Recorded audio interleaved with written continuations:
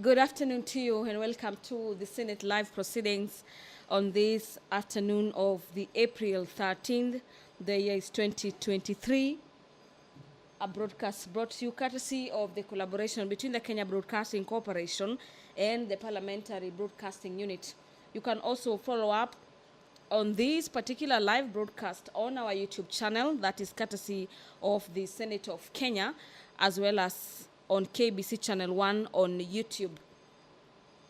We are now going to have a look at the highlights in the order of business this afternoon, where senators will be proceeding on division on two particular bills.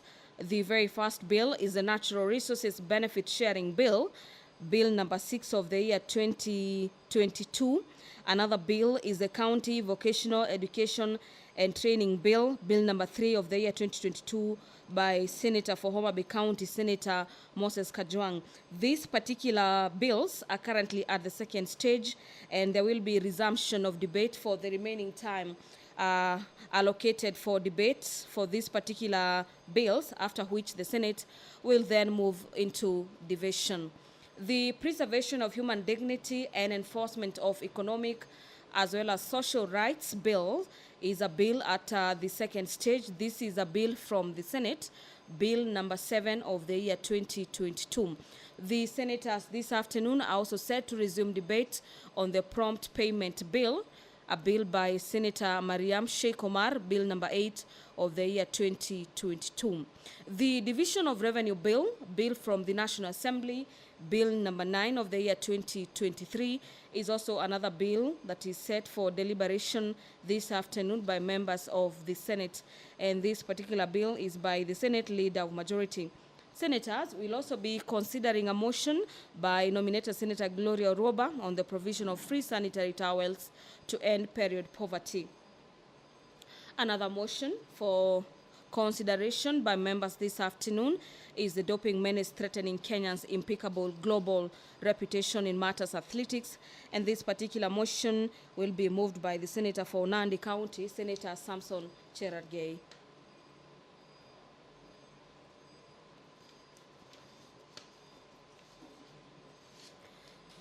Pursuant to standing orders of the Senate, order number 53, subsection 1, a couple of senators will be seeking statements in regards to various issues. The very first statement given priority in the order paper this afternoon is a statement by Senator for Kitui County, Senator Enoch Wambua, who will be seeking a statement from the Standing Committee on Matters Finance and Budget.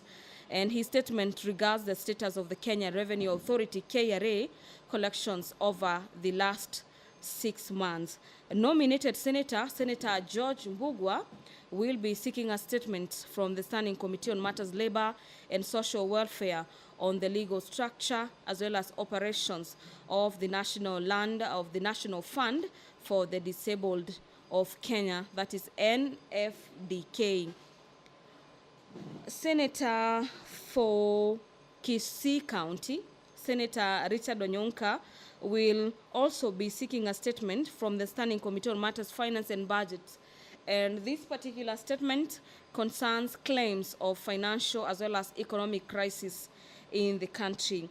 There are 3 more senators who will also be seeking statements pursuant to that particular standing order number 53, subsection 1. A look at standing order number 56, subsection 1B. We have chairpersons of various committees who will be issuing statements relating to activities of the commission and to just the activities of the committees rather. And just to mention some of the chairpersons expected to make communication is the chairperson Standing Committee on Matters Information Technology and Communication, the chairperson Standing Committee on Matters Energy, as well as the chairperson on Finance and Budget, and finally the chairperson Standing Committee on Matters Health, who will be issuing a statement relating to the activity of the committee. Pursuant to Standing Orders number 57, subsection 1, the Senate Leader of Majority will be issuing a statement on the business of the Senate for the week commencing Tuesday, April 18th, that is next week.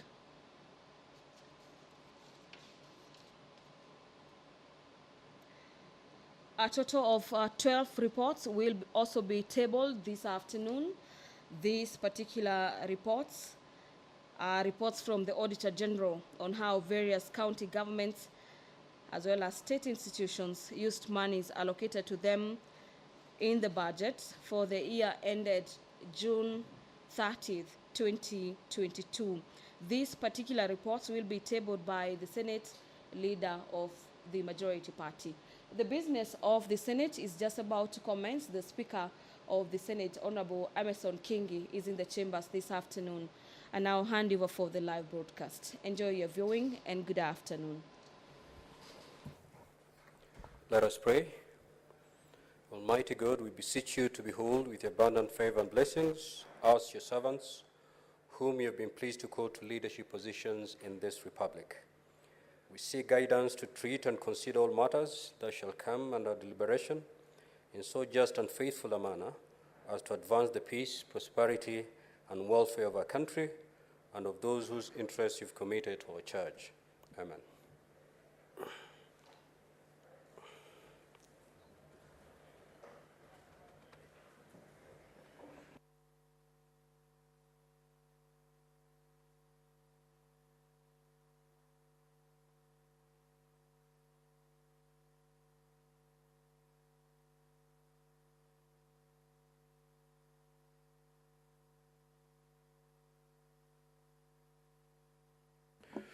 Clerk, do we have quorum?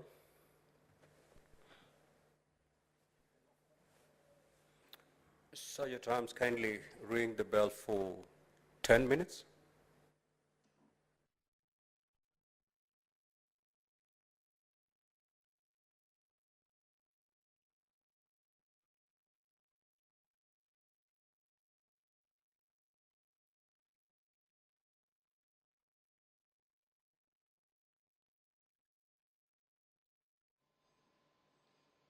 The Speaker of the Senate, Honorable Emerson Kingi, presiding over the business of the Senate, this afternoon has directed the Sergeant-at-Arms to ring the quorum bell, and this is to allow for members of the Senate to make their ways into the chamber this afternoon. And that particular directive is guided by the standing orders of the House that gives the Speaker the powers to direct that quorum bell is rung for 10 minutes and a further 5 minutes in the event that at the lapse of 10 minutes, the Senate will not have reached the requisite quorum. As the quorum bell rings and more senators keep making their ways into the chamber this afternoon, allow me to take you through the highlights in the order of business this afternoon, where we now will be looking at the doping menace threatening Kenya's impeccable global reputation in athletics, this being a motion that will be moved by Senator Samson Cherargei, that are aware that in 2018, Kenya was placed under Category A by the World Anti-Doping Agency. And since then, 40 Kenyan athletes have been banned by either the Athletics Integrity Unit, that is AIU, or the Anti-Doping Agency of Kenya, popularly known as ADAC, and has led to a situation whereby the Kenyan athletes have to undergo intense testing before participating in major events.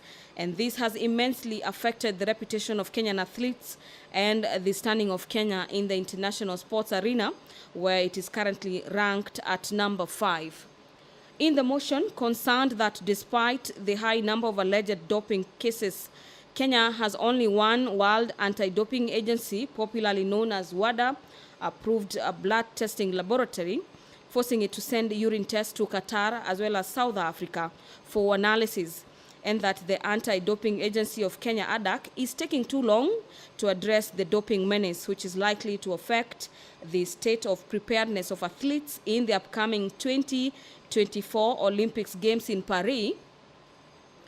The senator for Nandi County seeks to have the Senate resolve that the Ministry of Youth, Sports and Arts do come up with modalities that can help achieve increased testing, intelligence gathering on athletes, and doping awareness as well as program.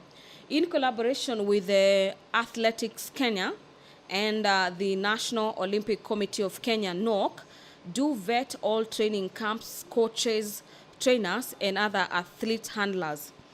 The Senate also resolved to initiate investigations at anti-doping agency Kenya ADAC to identify as well as sanction all responsible officers liable for the menace of doping, and in collaboration with the Directorate of Criminal Investigations and the Ethics and Anti-Corruption Commission, do finalize pending investigations as well as recommend prosecution of individuals involved in giving these banned substances to athletes. And finally, the Senate do resolve that in collaboration with the Minister of Health, identify as well as revoke licenses for medics, pharmacies, as well as hospitals responsible for the prescription of the commonly abused drugs by athletes.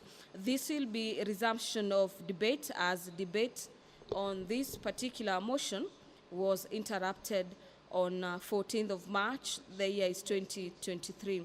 This particular motion has a balance of 2 hours and about 42 minutes, where we expect senators to be making their contribution in regards to the proposals in this particular motion.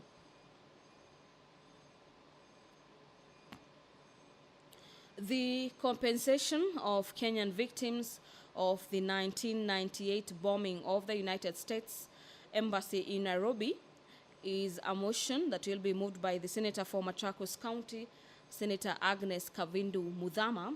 And in this particular motion, the Senate or the Senator seeks to have the Senate resolve that the Ministry of Foreign Affairs advances friendship and matters cooperation between the United States and Kenya by supporting the eligibility of the Kenyan and American victims, as well as their personal representatives, surviving spouses, and next of kin in the Victim Compensation Fund. And this is pursuant to the Justice for the United States Victims of State-Sponsored Terrorism Act.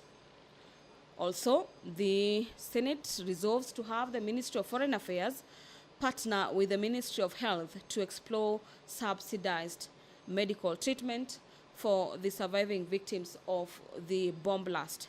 This will equally be resumption of a debate on this particular motion that has a balance of about 3 hours.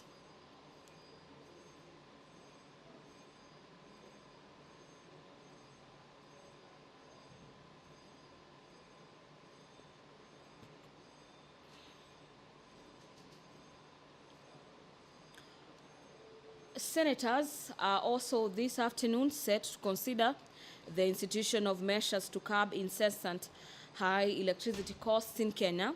This is a motion by the Senator for Marsabit County, Senator Mohamed Chute, that aware that energy is an essential factor of production and its total consumption is a major determinant of performance of the economy, with its costs as well as reliability spying or stifling economic growth, noting that there is imbalance in matters demand and supply of power, coupled with payments by the Kenya Power and Lighting Company, KPLC, for the produced power not consumed, and fluctuation in the foreign exchange rates contributing to the high cost of electricity, and appreciating that Kenya has made strides in diversifying its power sources with geothermal plants, as well as offering tremendous potential for the zero carbon source of power, already producing nearly 1 gigawatt of power.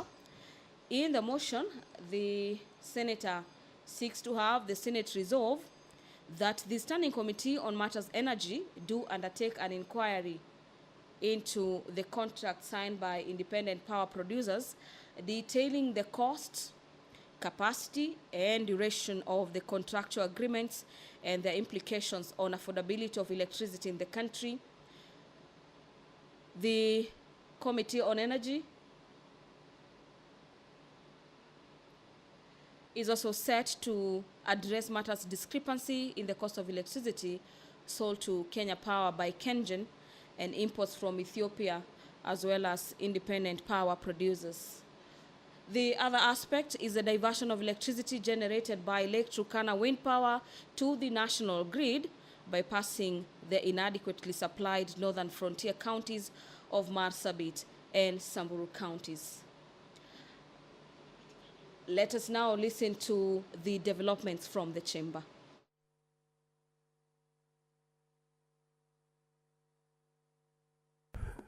Call the next order. Clerk. Order number 3, messages. Order number 4, petitions. Order number 5, papers. Majority Leader.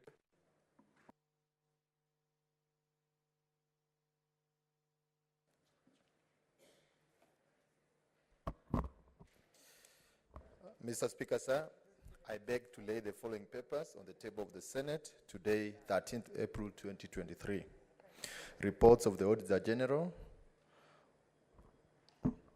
on 1. The irregular payment of conference facility and daily subsistence allowance in the Homa Bay County Assembly. 2.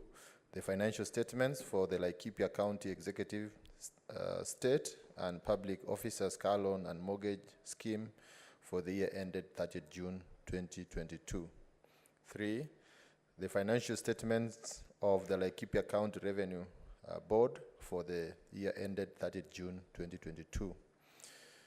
The financial statements of the Laikipia County Emergency Fund for the year ended 30th June 2022. The financial statements of the Laikipia County Enterprise Fund for the year ended 30th June 2022. The financial statements of the County Executive of the Kakamega for the year ended 30th June 2022. The financial statements of the County Assembly of the Kakamega for the year ended 30th June 2022. The financial statements of the Samburu County COVID-19 Emergency Response Fund for the year ended 30th June 2022. The financial statements of the Bungoma County Education Support Scheme for the year ended 30th June 2022. The financial statements of the Olkalau Municipality for the year ended 30th June 2022, and the financial statements of the Kitui County Assembly Car Loan and Mortgage Scheme members for the financial year ended 30th June 2022. Thank you, Mr. Speaker. The Chairperson Standing Committee on ICT, you have a paper to lay. You can proceed to take the floor.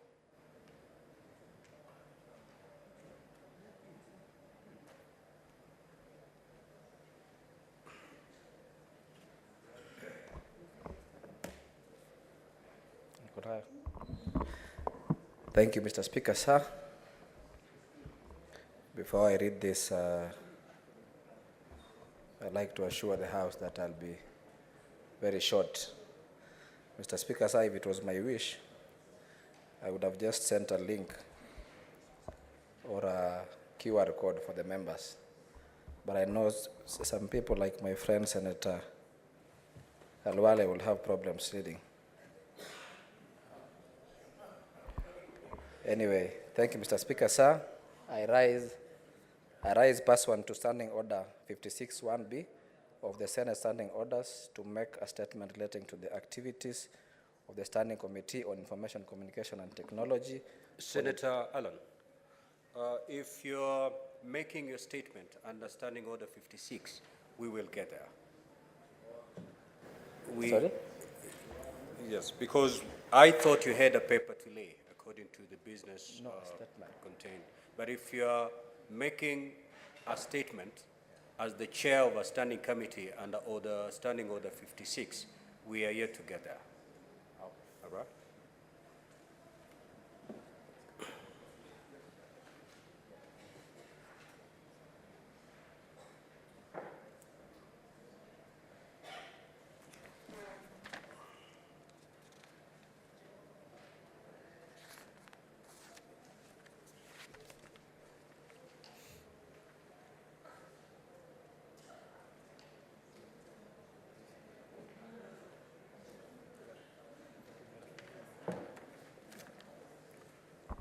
Thank you. So you may now proceed to lay the paper, not to make a statement. And, Mr. Speaker, sir, I beg to lay the following paper on the table of the Senate today, 13th April 2023. Report of the Standing Committee on Information, Communication and Technology on its consideration of the County Printer Bill, Senate Bills number 10 of 2022. Thank you, Mr. Speaker. next order.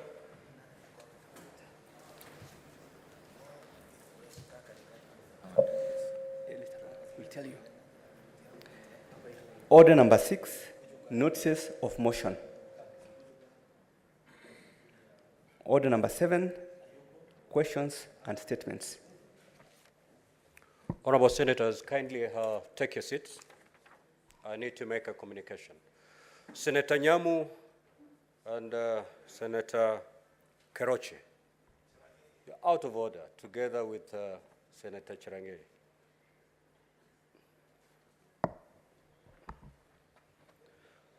Honorable Senators, I would like to acknowledge the presence in the Speaker's Gallery this afternoon, Senator Tony Nikoskona Simbaze from the Parliament of the Kingdom of Eswatini.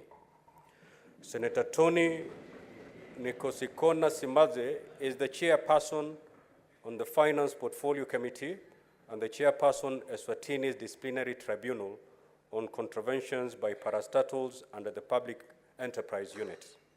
He is also a member of the Pan-African Parliament and a rapporteur of the Committee on Monetary and Financial Affairs. He is in the Senate as a guest of the Senator for Tana River, Senator Danson Mungatana MP.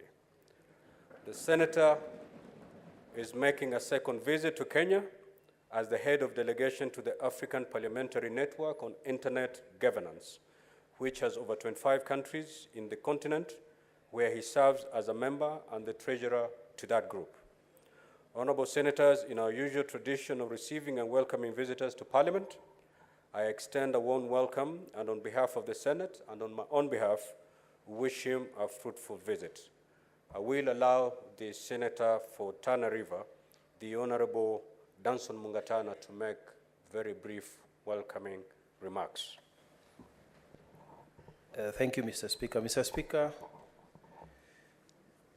I wish to acknowledge also to join you in welcoming a fellow senator, a very highly respected man in the Kingdom of Eswatini, to this chamber and to this country. Mr. Speaker, theirs is a kingdom and their protocols are very, very stiff.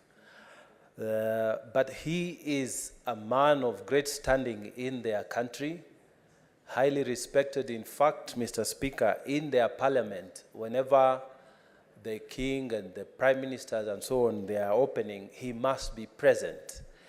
We happen to serve together with this great gentleman in the Pan-African Parliament.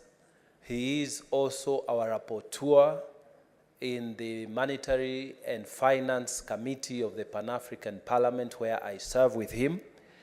He's a resourceful person, a person of great standing, a man we respect very much. In fact, in Kenya today, Mr. Speaker, he's leading a delegation of the entire representation of the North, South, East, and Central Africa to a UN meeting, in which that meeting, Mr. Speaker, they are doing capacity building so that our members can operate at a higher level when they go to represent us at the United Nations Assembly. So, Mr. Speaker, I am very delighted to welcome the Honorable Senator Tony, and I thank you that you have been able to create time to receive him. Thank you very much, Your Excellency. Thank you. Senator Chirange and Senator Tabitha Keroche. This is the second time you are out of order. The third time, you know exactly what will befall you, so kindly take note. Honorable Senators, I have another communication to make. In the public gallery, we have 34 students accompanied by 2 teachers from Acacia Academy in Kitengela, Kajiado County, who are in the Senate on education tour. Honorable Senators, in our usual tradition of receiving and welcoming visitors to Parliament, I extend a warm welcome to them, and on behalf of the Senate and on my own behalf, wish them a fruitful visit. I will call upon the Senator for Kajiado to make very brief welcoming remarks. Thank you. Thank you, Mr. Speaker, sir. I wish to join you, Mr. Speaker, to welcome the students or people from Acacia Academy in Kitengela. As you know, you are aware, you are in Senate, where I serve here as a senator for Kajiado, and my colleague also, Senator Peris Tobiko, who happens to be a member of parliament in the previous parliament, is also a senator nominated. And I want to invite, to welcome you to the Senate, to learn more about the Senate, and I'm very sure Acacia Academy is a very renowned institution or school in Kajiado County, with a primary school and a secondary school. I happen to know the owner of the school as a citizen of Kajiado and an investor in Kajiado in very many fronts. So I want to say that you're most welcome. I know you learn much more about what is happening here, and I'm very sure also you'll have something to take back home. May God bless you, and feel free, and I'm very sure we will meet outside to interact more as you get the way out. Thank you and welcome very much. Statements pursuant to Standing Order 53-1, the Honorable Enoch Wambua.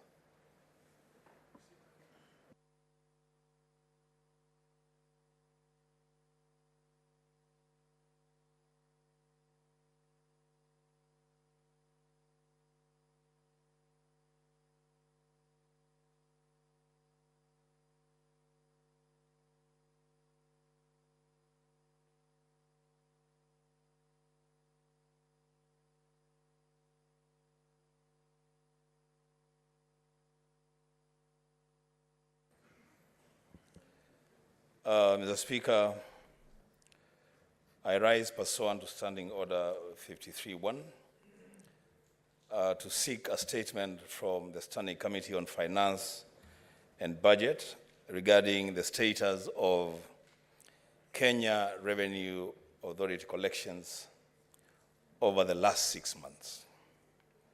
In the statement, the committee should, 1, state the amount of revenue collected by Kenya Revenue Authority for the period between October 2022 to March 2023. Speaker, number 2, they should outline how much of this revenue the government has paid out in terms of debt, both internal and external, during the said period. And lastly, explain the immediate plans the government has put in place, if any, to cushion Kenyans from the current economic crisis to ensure that their basic needs are met. I thank you, Mr. Speaker.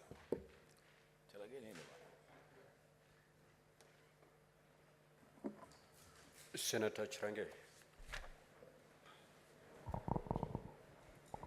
Mr. Speaker, thank you for giving me this opportunity.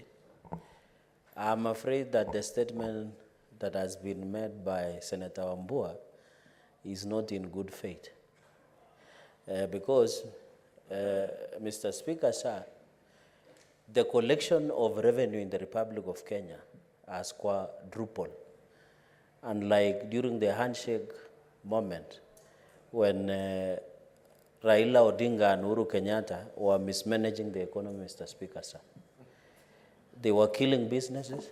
They were massacring businesses, Mr. Speaker. Senator Chirange. And therefore it is not in good. Senator Chirange, if the chair is speaking, you yield. Now, I refer you to Standing Order 53.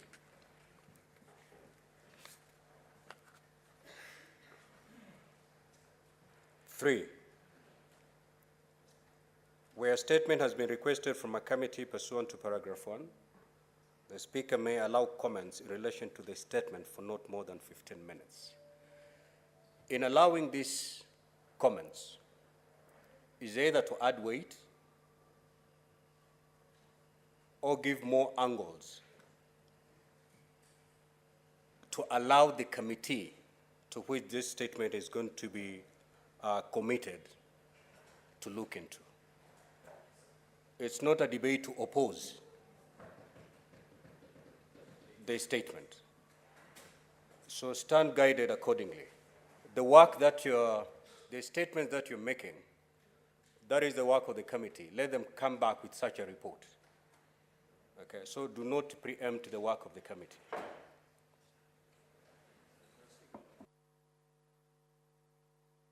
What is your point of order?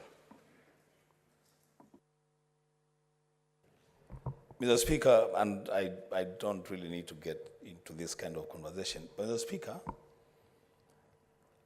it is not right for Senator Cherargei to impute improper motives on a statement made by a colleague senator. To say that the statement, categorically to say the statement is not made in good faith, Mr. Speaker, I pray that you guide us. Senator Wambua, it is the chair that approved that statement. No statement gets to the floor of the Senate without my approval. And before I approve a statement, there are certain tenets, there are certain requirements that that statement must meet for it to be approved. Having been approved by the chair, Senator Cherargei, then you cannot bring that angle that it was made in bad faith. In so doing, you're basically sitting in judgment of the chair's decision to allow and approve this statement to come before the Senate. And therefore, that statement, that the statement requested by Senator Wambua is indeed made in bad faith, you have to withdraw that particular statement. Mr. Speaker, I withdraw the use of word not made in good faith, but this statement should have been requested to include even one financial year, Mr. Speaker. To add comments as per Standing Order 53, every financial year is done within a specified period, between June and June 1st. And therefore, while I have tremendous respect for my brother, Bishop Senator Wambua, that he has the right, and Mr. Speaker, with utmost respect, I don't doubt your judgment. What I was just saying is that if you look at this statement, even if any ordinary Kenyan, the revenue collection in this country has improved. Because what we used to see, Mr. Speaker, because Understanding Order 53, it says, comments. If you look at the previous regime of collecting taxes, there was what we call, and then there was what we call economic massacre against businesses. And Senator Tabitha Karanja, Mr. Speaker, with all due respect, is an example of what was happening before. He's a living victim that is there, Mr. Speaker. Mr. Speaker, when you look at President Samia Suluhu Hassan, Mr. Speaker. Cherargei,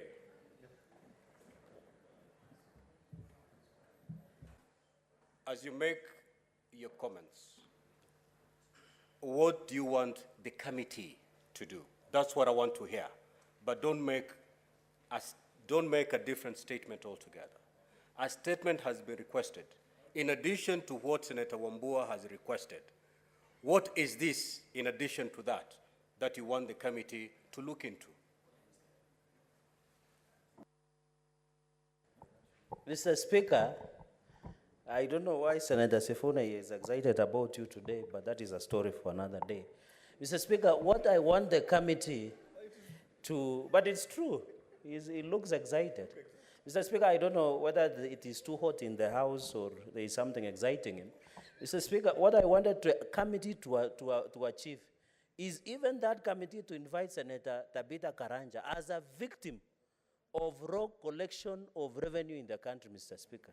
Number two, Mr. Speaker, is in addition to include the collection revenue since the handshake government began in 2018 up to date, so that the country can know the truth, Mr. Speaker. The people who are doing economic sabotage 2 weeks ago and affecting the collection of revenue, Mr. Speaker, cannot be the holier than thou before this floor of the House. Because you cannot be sabotaging the economy and then blame the KRA for not collecting.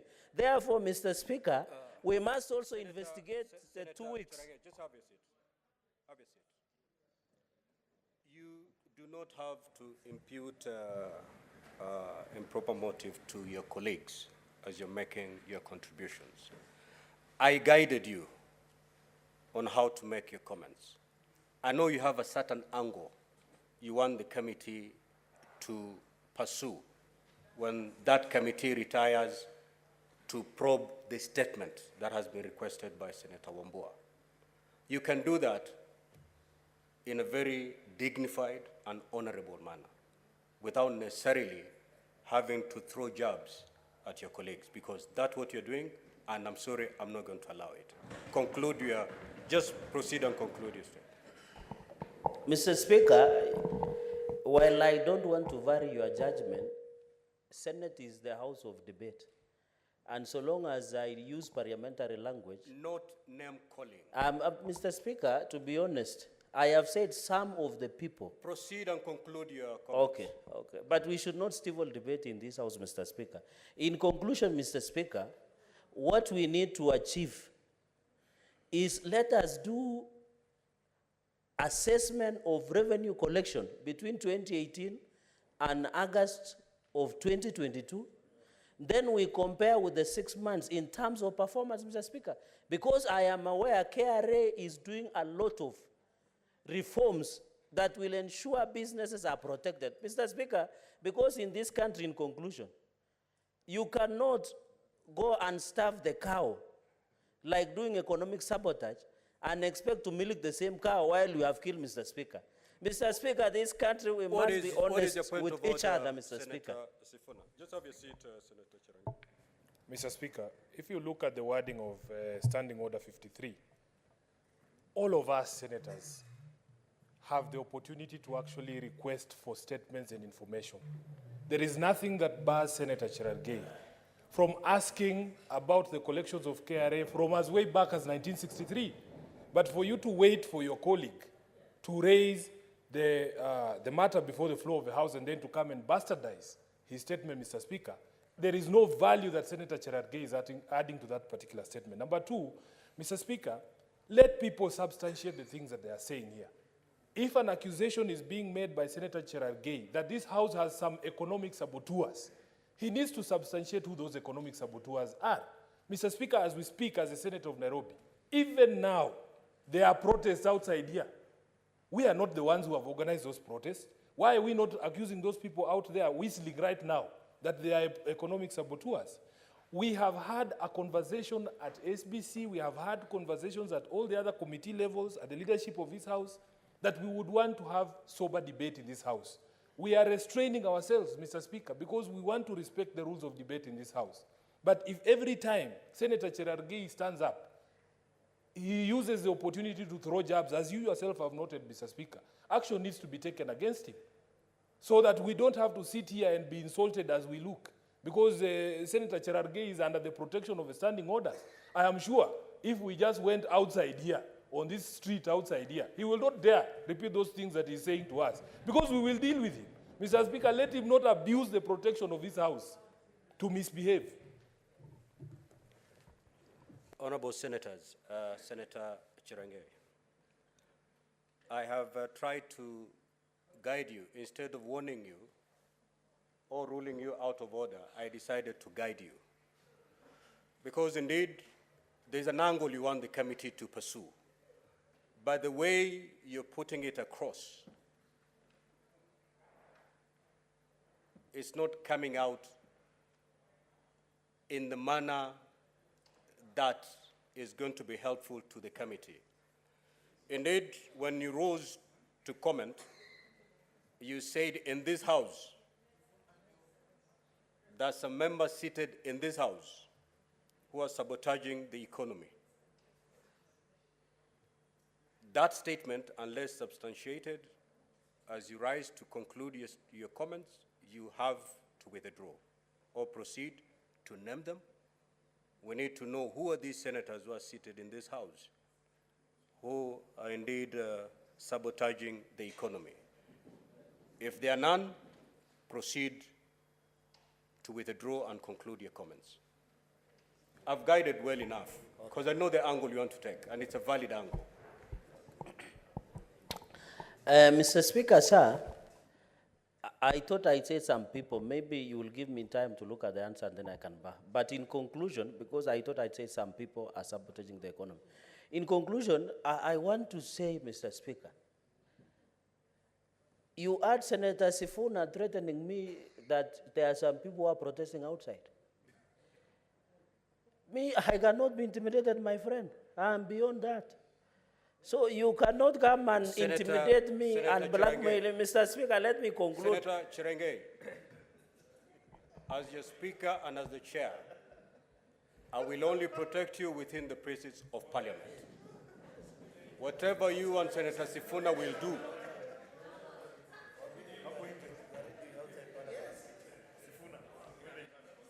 please, Senator Chirangeri, conclude your comments and avoid the side issues. Mr. Speaker, through you, you have heard Senator Sifuna threatening me. Who is he threatening?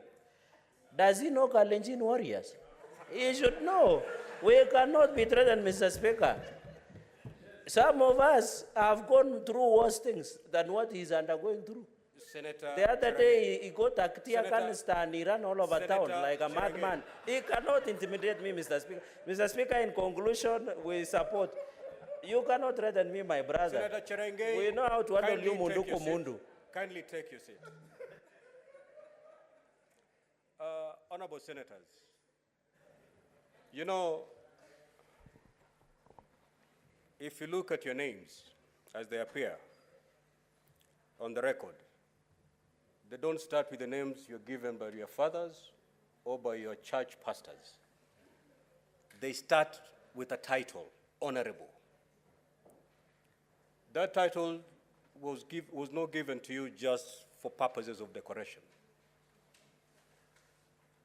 It was given to somebody who, at whatever circumstance, they must act honorably. Kindly let us uphold that title. What I've just witnessed in the last 2 minutes,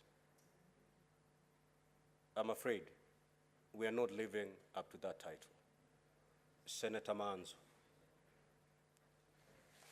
Thank you, Mr. Speaker. Mr. Speaker, the statement sought is very important for information to the country and information to the House, as authorized by Article 35 of the Constitution, the right to information.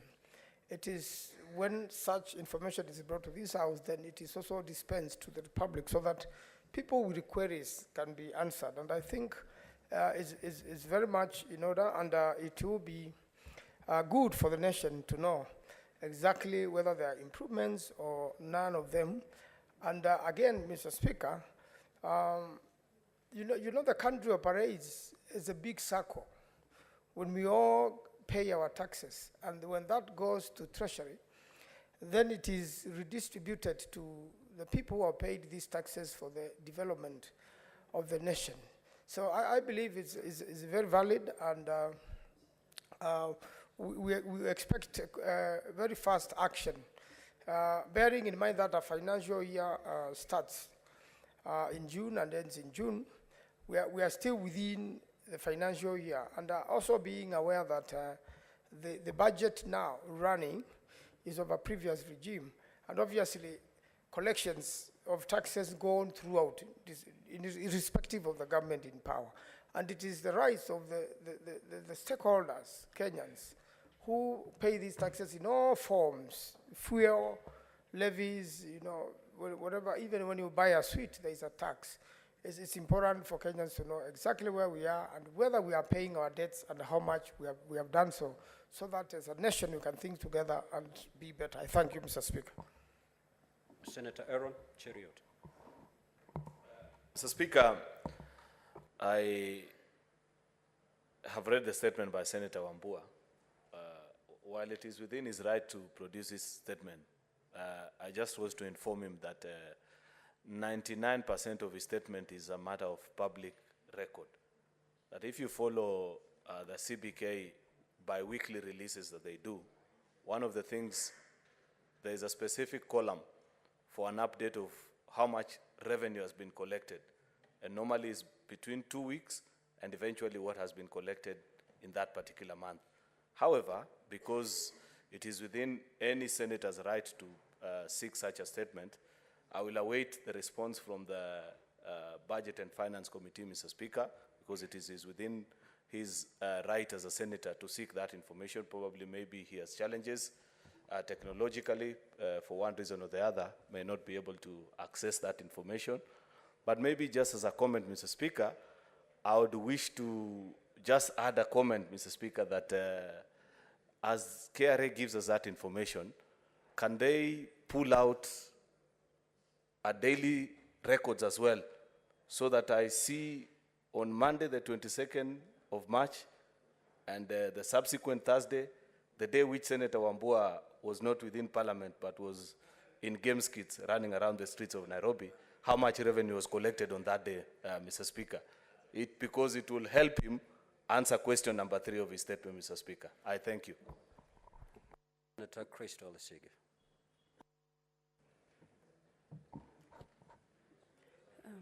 Thank you, Mr. Speaker.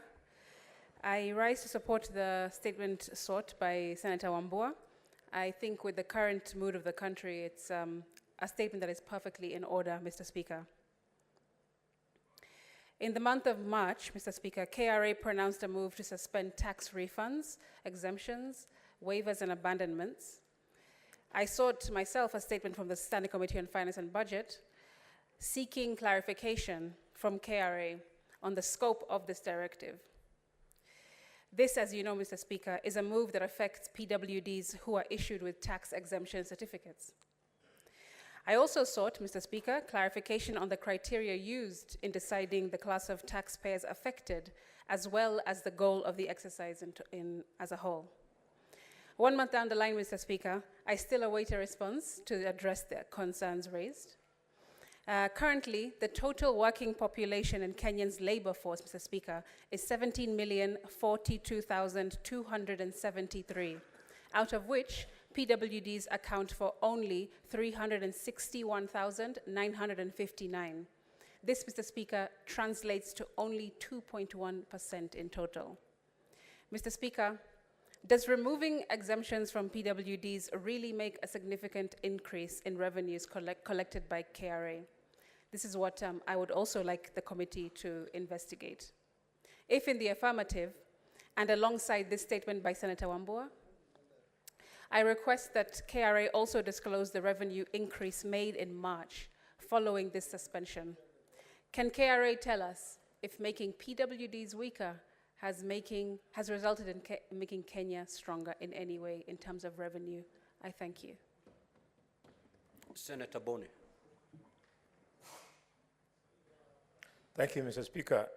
Mr. Speaker, allow me to congratulate Senator Wambua for coming up with this very important issue. As you all know, our government is keen on everybody paying taxes. Mr. Speaker, for this reason, I request the committee to do us a favor. If you just give us figures for the last 6 months, yes, there'll be figures, but they'll be flat, they'll be stale. We need information that can give us an opportunity to do a bit of comparative understanding. And for this reason, Mr. Speaker, I want to request that I write on that statement so that they should backdate the collection of taxes by at least 6 months. And in so doing, we'll now have figures that we shall compare and see whether we are agreeing with Terrorgate that we are improving or we are doing worse than we're supposed to do. But more importantly, that information should include if there are any companies that were supposed to have been paying and did not pay. With special emphasis, Mr. Speaker, to companies belonging or connected to people who are politically correct. And should the committee have any difficulty, they are free to invite me so that I propose some of the names of the companies that Kenyans are worried that have not been paying taxes. We want to know.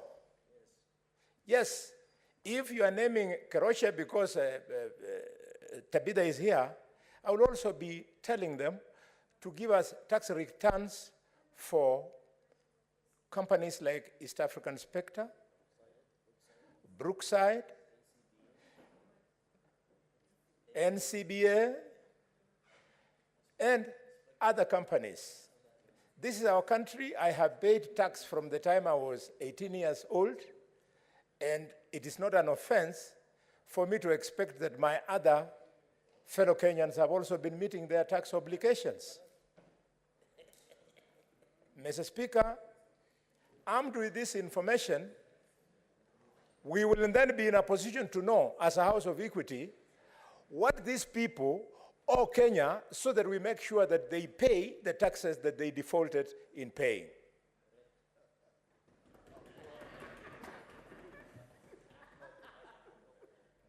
Yes, Senator Mazai.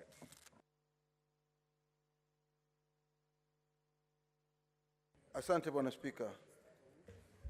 Bwana Spika, nataka kusema kwamba swali hili alilouliza ndugu yetu Wambua ni swali muhimu kwa wakati huu.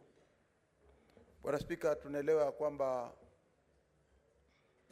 wakati huu ni wakati mgumu sana kiuchumi, na pia vile vile serikali yetu imekuwa na shida pia ya kuweza kulipa madeni yake ya nje na kuweza kulipa madeni tofauti tofauti na vile vile kulipa mishahara ya wafanyikazi. Hilo ni jambo ambalo linajulikana sana. Bwana Spika, nafikiria swali hili ni muhimu kwa sababu linataka kujua ni pesa ngapi ambazo hili shirika la KRA limeweza kufanya bidii na kuweza kupata. Tumeona wamekuwa wakigeuza viongozi pale juu, lakini mpaka sasa swala la kwanza ambalo ni la muhimu zaidi ni pesa ngapi zilitolewa kuweza kulipa madeni. Swali vile vile lingine ni kwamba katika muhula huu wa uchumi ambao umeanguka, ni mpangilio gani ambao serikali inachukua kuweza kuona ya kwamba madeni yake ambayo ameweza kuyachukua wameweza kuyafanyia mipango ya kuilipa ama taratibu za kuweza kulipa madeni hayo. Kwa hiyo mimi badala ya kwamba pengine tuone ya kwamba swali hili linataka kuchunguzwa upande wa serikali ama namna gani, sisi pia kama wananchi ingekuwa muhimu pia tukijua ni kwamba tunalipa kodi na tunataka kujua kodi hiyo imetumika namna gani, ama ikiwa wamechukua wameweka vizuri wameitumia kinamna gani kulipa madeni na mishahara hivi sasa ambapo watu hawajapata mishahara kama madaktari na wengine watapata lini mishahara yao. Asante Bwana Spika. Next statement, Senator George Mbugua.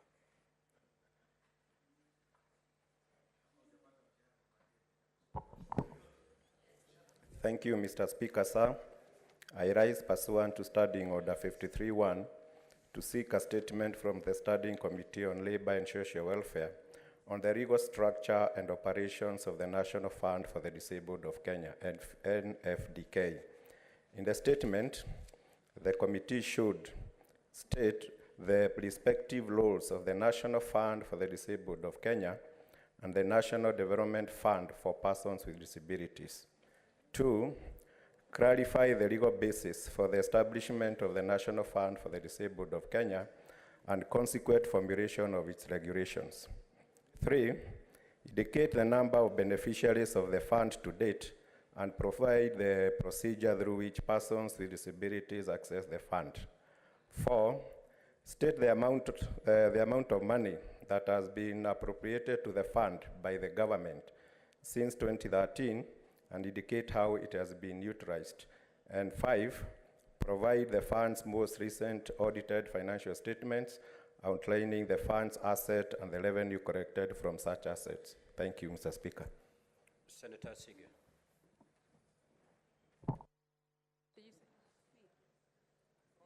Senator Asige Kristo. Thank you.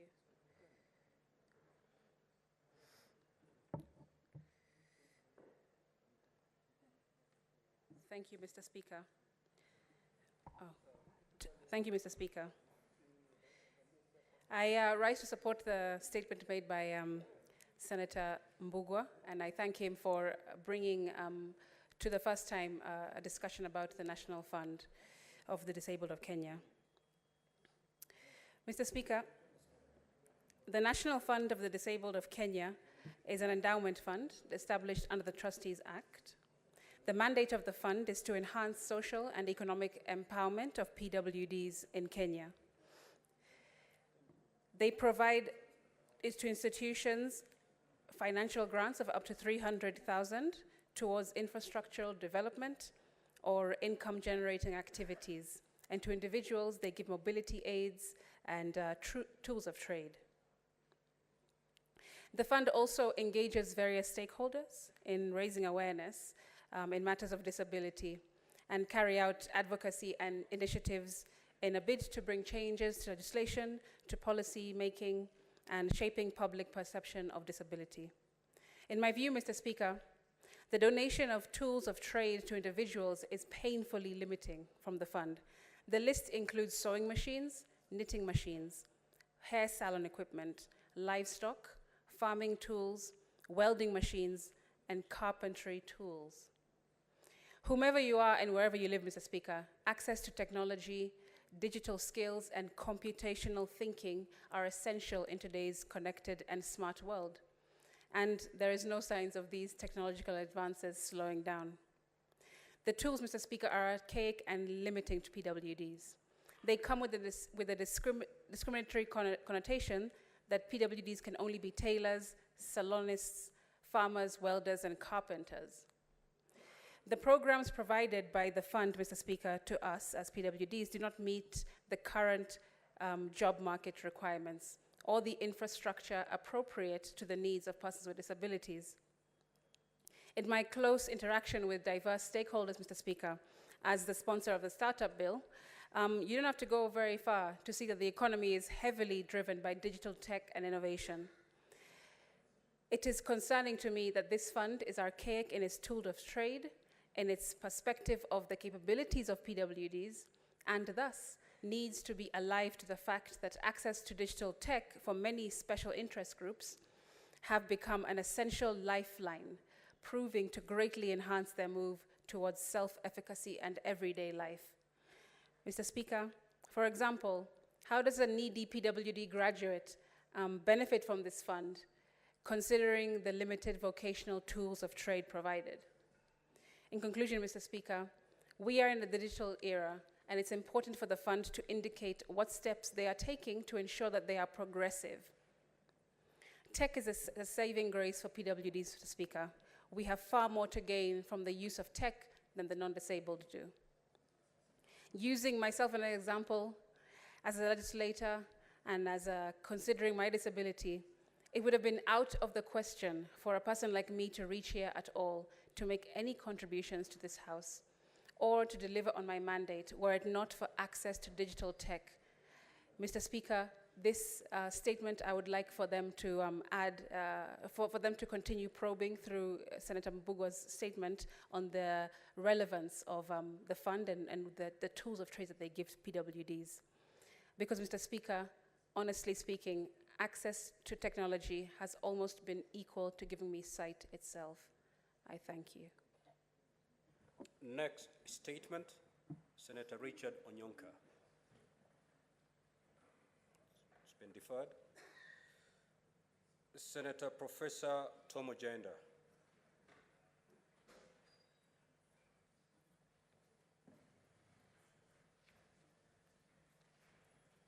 Mr. Speaker, sir, this afternoon I have three statements on different questions. I will start with the first statement, which is the statement on the impending doctor strike in Kisumu County. Mr. Speaker, sir, I rise under Order 53 of the standing orders to seek a statement from the Standing Committee on Health on the impending strike by doctors in public health facilities in Kisumu County due to salary delays and failure to remit statutory deductions. In the statement, Mr. Speaker, sir, the committee should, 1, appraise the Senate on the reasons for the 2-month delay in payment of doctor salaries as well as the non-remittance of statutory deductions. Secondly, to elucidate on the status of negotiations between the Kisumu County government and the doctors' union to resolve the outstanding issues on salary payments. Thirdly, to indicate the budgetary allocation to the healthcare sector in Kisumu County for the financial years 2021-2022, 2022-2023, stating how funds have been utilized, and lastly, to state the plans, if any, put in place by the county government of Kisumu to support unpaid doctors and healthcare workers and to avert recurrence of such strikes in future. Mr. Speaker, sir, the second statement is on the state of affairs at the Ahero Sub-County Hospital. This is related to the first statement. I rise pursuant to Standing Order 53 to seek a statement from the Standing Committee on Health regarding the state of affairs at the Ahero Sub-County Hospital in Kisumu County. In the statement, the committee should, 1, indicate the current staffing levels at Ahero Sub-County Hospital, as well as measures taken to ensure the hospital has adequate personnel, medical supplies, and medicine to improve the quality of healthcare services. Secondly, shed light on reports of documented incidents of bullying of patients and employees at the Ahero facility and state the steps taken to address the issue. Thirdly, indicate the average wait times for emergency procedures such as cesarean operations and state the steps taken to guarantee timely access to these procedures in order to improve the caliber of healthcare services for expectant mothers. And lastly, to provide an overview of the current state of the hospital's infrastructure and equipment and give a clear roadmap for the renovation and modernization of the facility. Mr. Speaker, sir, lastly, I have a statement on claims of irregular and unprocedural recruitments by the Kisumu County Public Service Board. Mr. Speaker, sir, I rise pursuant to Order 53.1 to seek a statement from the Standing Committee on Labor and Social Welfare regarding claims of irregular and unprocedural recruitment by the Kisumu County Public Service Board. In this statement, the committee should, number 1, provide a list of all the applicants who applied for positions in question, stating their qualifications and experiences. Secondly, state the criteria used to shortlist candidates for positions to the board who were invited for interviews, disclosing the process which was undertaken before shortlisting, stating whether any members of the board were involved in the shortlisting process, stating their role, if any. Thirdly, shed light on the allegation that some board members forced their candidates into the system while other candidates paid money to secure their positions. Fourth, state measures, if any, to disclose and prevent conflict of interest among board members during recruitment process. And lastly, to disclose mechanisms that ensure the recruitment processes are conducted in a transparent, fair, and merit-based manner. Thank you, Mr. Speaker, sir. Next statement, Senator Cherange.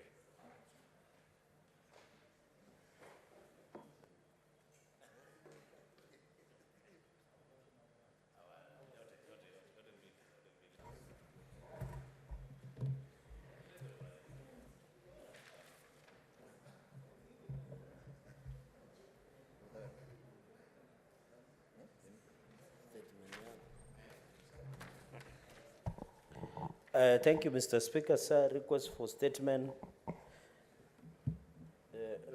statement on mismanagement, irregular procurement, and misuse of funds at the Sports, Arts, and Social Development Fund, SSDEF. Mr. Speaker, sir, I raise pursuant to Standing Order 53-1 to seek a statement from the Standing Committee on Labor and Social Welfare on the mismanagement, irregular procurement, and misuse of funds at the Sports, Arts, and Social Development Fund, SSDEF. In the statement, Mr. Speaker, that the committee should, one, state why Mr. Mark Wambugu has not been confirmed in the appointment as the Chief Executive Officer of the Sports, Arts, and Social Development Fund, despite acting as CEO for the last 5 years. Number two, Mr. Speaker, sir, outline the structures that have been put in place by SSDEF over the years to ensure the prudent utilization of resources managed by the fund.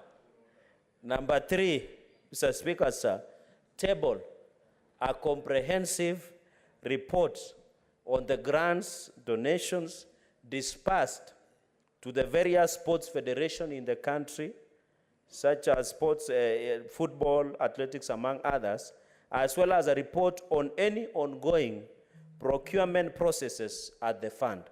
And finally, Mr. Speaker, sir, elucidate on reasons for the failure by the CEO of Sports, Arts, and Social Development Fund to SSDEF to appear before the Ethics and Anti-Corruption EACC Commission to respond to the Auditor General's report on massive irregularities and misuse of public funds. I thank you, Mr. Speaker, sir. Senator Mgatala.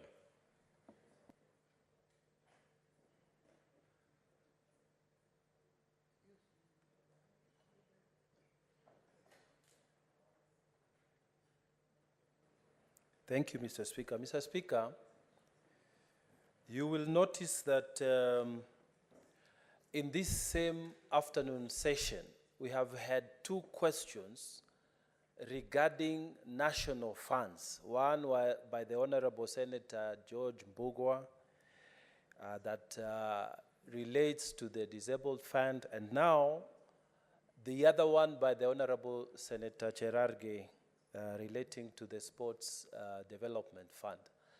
Mr. Speaker, the problem with these centralizations of funding is that it creates opportunities for people to steal. Mr. Speaker, a lot of stuff goes on there because people who are mandated, they know they are far away from eagle eyes. So, Mr. Speaker, I want this statement, as the committee looks at it, to tell us how many organizations have benefited from Tana River Country on the Sports, Arts, and Development Fund, Mr. Speaker, and how many other counties have actually benefited from this fund, Mr. Speaker. And Mr. Speaker, to also tell us when are they recommending the firing of this CEO, because we are not feeling anything on the ground, Mr. Speaker. I thank you, Mr. Speaker. Honorable Senators, under that particular order, we still have 4 statements pursuant to Standing Order 56, statements by chairpersons of standing committees. However, pursuant to Standing Order 45-2, I will rearrange the sequence of our business today to straight away go to prosecute order number 8, 9, and 10. These are bills that have been stuck for a while at the division stage. So we are going to prosecute those 3 bills so that we get them out. We get them out of the way. If you notice from the last session, these 3 bills have been a fixture in our order paper. We have an opportunity today to deal with them. We go through division so that they can be able to move to the next stage. So I'll call upon the clerk to call the next order, that is order number 8. Clerk, proceed, please. Order number 8, the Natural Resources Benefit Sharing Bill, Senate Bills number 6 of 2022, second reading, division. Sergeant at Arms, kindly ring the division bill for 5 minutes.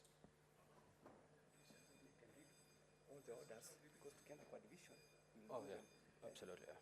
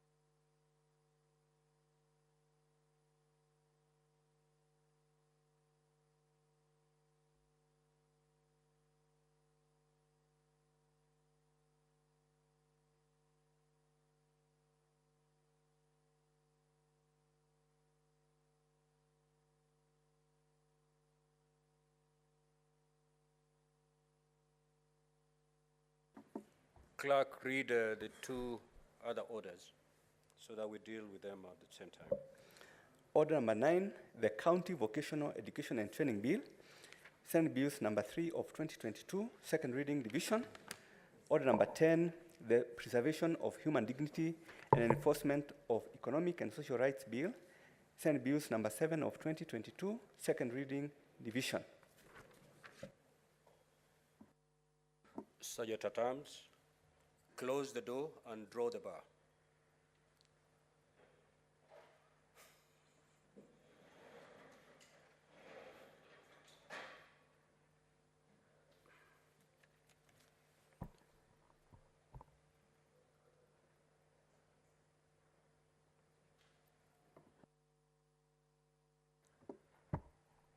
Before I put the question, honorable senators, kindly log in.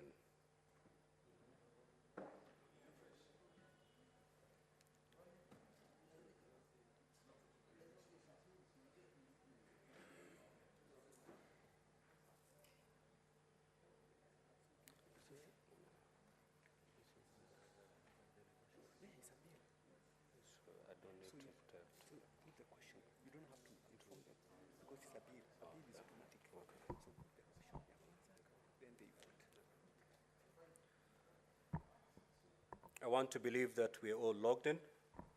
I will now proceed to put the question. Honorable Senators, and I proceed to put the question that the Natural Resources Benefit Sharing Bill, Senate Bills number 6 of 2022, be now read a second time.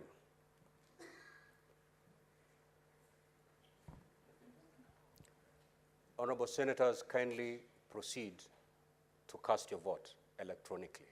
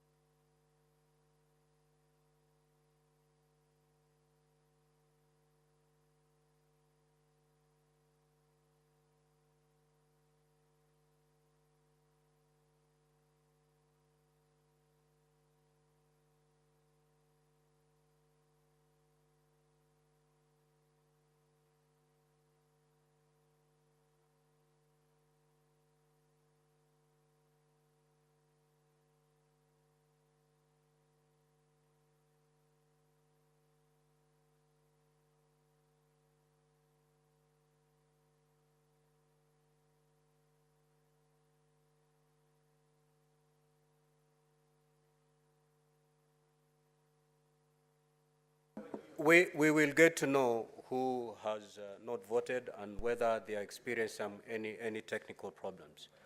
So, Honorable Senators, worry not.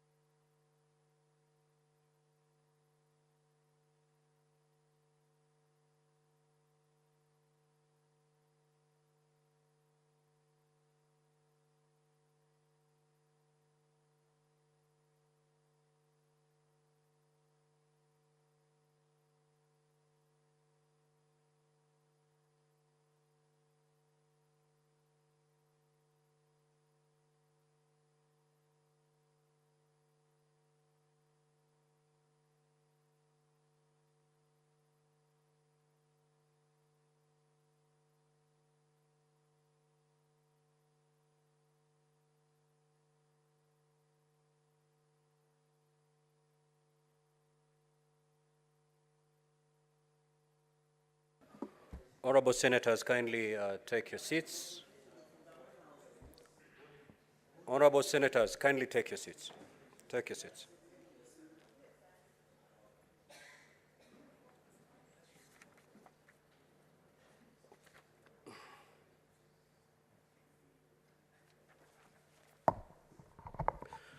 Honorable Senators, I do now put the question that the County Vocational Education and Training Bill, Senate Bills number 3 of 2022, be now read a second time.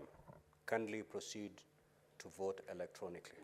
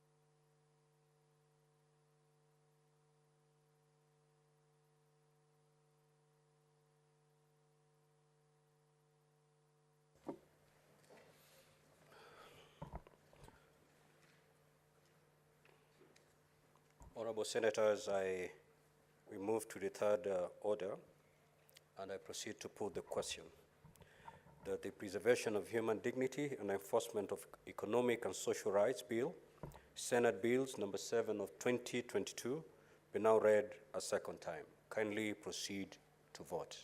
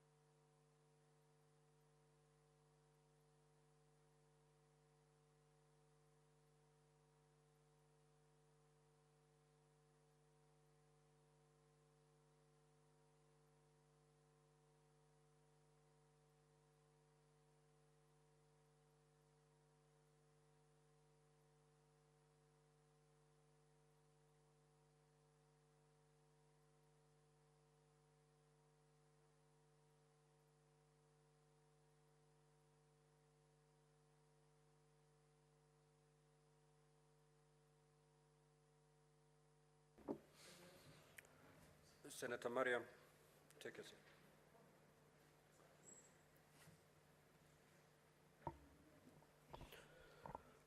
Honorable Senators, we now have the results as follows. First division, ayes 24, nays 0. So the ayes have it. A bill for an act of parliament to establish a system of benefit sharing in natural resource exploitation between resource exploiters, the national government, county governments, and local communities, and for connected purposes.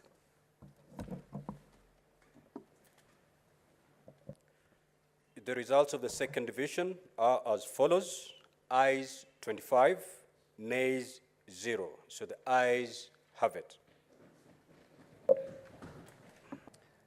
A bill for an act of parliament to provide a framework for the establishment of systems for the administration of training in vocational education and training within a county and for connected purposes. The results of the third division are as follows. Ayes 24, nays 0. So the ayes have it. A bill for an act of parliament to establish a framework for the preservation of human dignity, for the promotion, monitoring, and enforcement of economic and social rights, to establish mechanisms to monitor and promote adherence by county governments to Article 43 of the Constitution and for connected purposes. I now direct that the bar will be withdrawn and the doors open.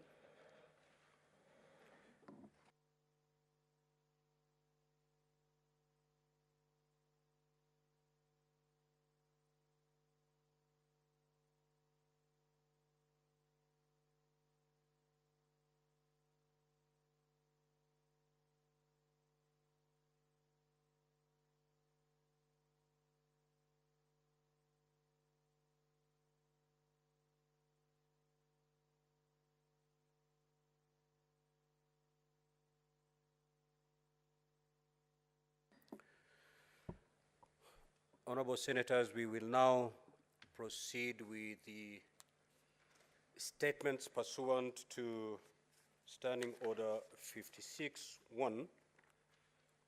We have 4 statements in that regard, and 1 statement by the Majority Leader. So I will call upon the Majority Leader to make his statement. Thereafter, the 4 chairpersons of the following standing committees should be ready to make their statement as briefly as possible.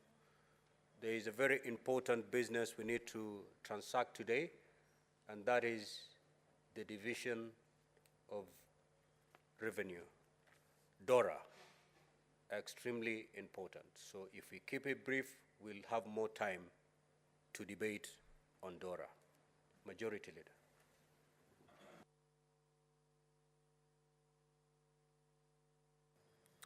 Mr. Speaker, sir, thank you.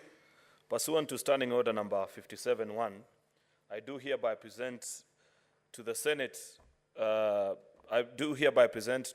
the business of the House for the week commencing Tuesday the 18th of April 2023. Before I proceed with the statement, Mr. Speaker, allow me to take this opportunity to welcome honorable senators back from the short recess. Mr. Speaker, sir, at the meeting of the SPC held on the 11th of April 2023, the committee observed with concern the slow pace at which the legislative business of the House is moving. The committee recommended stringent measures to be taken by chairs, including with strict adherence to the timelines provided in the standing orders with respect to statements, petitions, and questions.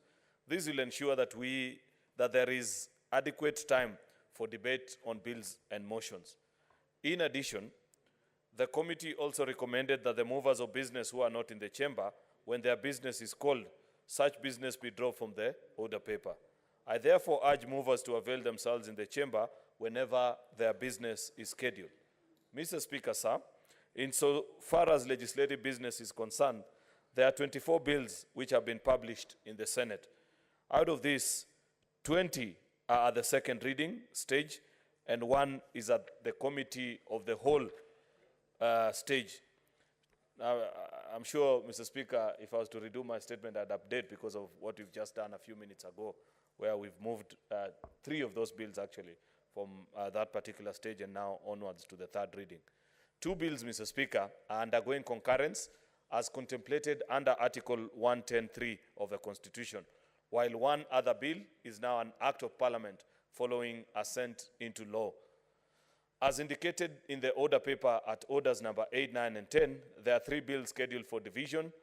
This is what I had spoken to earlier, Mr. Speaker, and I'm glad and wish to thank colleagues who've sat through as we concluded on those orders that had been almost like a permanent fixation on our order papers, Mr. Speaker. Thank you, members, for finding time to conclude on that business. A critical finance instrument is scheduled for debate this afternoon at order number 12, which is what we are doing in the next few minutes, Mr. Speaker, in today's order paper. It is imperative that honorable senators avail themselves to contribute on the division of revenue bill, perhaps the single most important bill that this House gets to transact once every year, and senators get to give their views on one of our key reasons for existence as a House, Mr. Speaker, which is for division of revenue between the 2 levels of government. And it will be interesting, Mr. Speaker, to hear colleagues make their contribution once this bill is moved, so that we hear all the thoughts and ideas that colleague senators have with regards to how our economy is and what needs to be done even at the county level. Because after devolving funds, Mr. Speaker, these funds go to our individual counties, of course, after the passage of CARA, which is a subsequent bill. I take this opportunity, Mr. Speaker, to laud the Standing Committee on Finance and Budget for the speedy and timely consideration of the bill and tabling the report thereon. I urge other standing committees to emulate this practice and table reports on bills within the timelines provided under Standing Order number 148. We continue to celebrate the good work that has been done by our Committee of Budget and Finance. Mr. Speaker, I don't know whether it is by culture or practice, but I know that in all the houses of parliament, this is one of the committees generally that observes timelines and are quite keen on carrying out their duties expeditiously, Mr. Speaker. Of course, I am acutely aware that many of this is because they have statutory timelines that they have to observe, either BPS within 14 days, budget policy statement, and the likes. Nonetheless, Mr. Speaker, we celebrate good work and good effort of this committee. With respect to petitions, Mr. Speaker, the Senate has received 12 petitions that have been committed to the respective standing committees pursuant to Standing Order number 238. I urge the committees to which these petitions have been committed to hasten the consideration thereon. Statements are increasingly being sought pursuant to Standing Order number 53 and others issued pursuant to Standing Order number 52-1. I urge the standing committees to expeditiously consider the statements and report back to the House in accordance with the standing order. Mr. Speaker, sir, you will recall, in line with the resolution of the Senate during the consideration of the 5th report of the Procedure and Rules Committee of the amendments to the Senate standing orders, that effective date of procedure on question was on Tuesday, 11th April 2023. Senators are encouraged to use this new procedure to file questions addressed to Cabinet Secretaries in accordance to Standing Order number 51. I'll explain further because it's important that senators understand that as per our standing orders, the minimum time that you can give either a State Department, a Cabinet Secretary, to respond to your statement is 7 days. Meaning, Mr. Speaker, for those that want Cabinet Secretaries to appear before this House next week Wednesday at 10 and respond to a question, the last time for filing that question should have been 2 nights ago, or rather 1 night ago, on Tuesday evening, so that it goes through the normal parliamentary checks and balances and eventually transmitted to the various state agencies. So that's something that senators need to observe. In this respect, I urge senators to familiarize themselves with the new framework and guidelines given by the Speaker on the 28th March 2023 on the application of standing order on questions. I am happy to note that a couple of questions have been filed and are going through the approval process, meaning that there are questions that are already before the various state departments, and therefore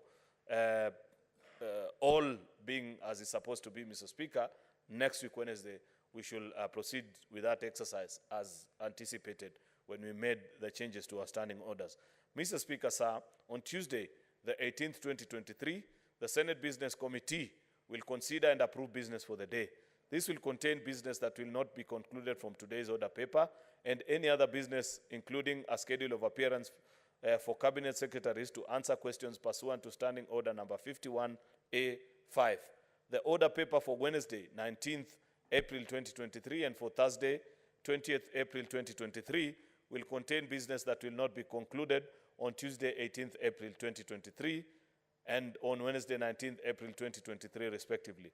The SBC committee will also schedule any other business as well as petitions and statements. Mr. Speaker, as we walked into the chamber this afternoon, I believe senators have equally received the invitation to the training on security that's happening tomorrow at the Windsor, Mr. Speaker. It is important for senators to avail themselves for that training because I know that there is very crucial information that will be passed on to senators on generally your well-being, first of all as a human being, secondly as a member of parliament, and of course many things, Mr. Speaker, from our intelligence service, from our financial reporting center, Mr. Speaker. You know, Mr. Speaker, that over the years, with no exception, of course, except for this term of parliament, that we've had colleagues who've run into problems with how certain financial transactions have been handled, which if they had listened to the wisdom of the people that carry out this training at the beginning of each term of parliament, then they would not have fallen, I'm not sure whether to call them victim, because when you run afoul of the law, Mr. Speaker, you cannot be referred to as a victim. But nonetheless, as I say, to be cautioned early is to be pre-warned, Mr. Speaker.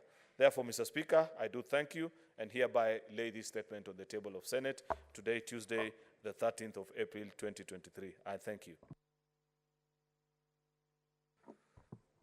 Honorable Senators, for convenience of the Senate and pursuant to Standing Order 45-2, the statements by the chairpersons of standing committees that was to be made pursuant to Standing Order 56-1B is hereby deferred to Tuesday next week so that we can prosecute Order number 12, DORA, which has some timelines. So clerk, kindly call that order. Order number 12, the Division of Revenue Bill, National Assembly Bills number 9 of 2023, second reading.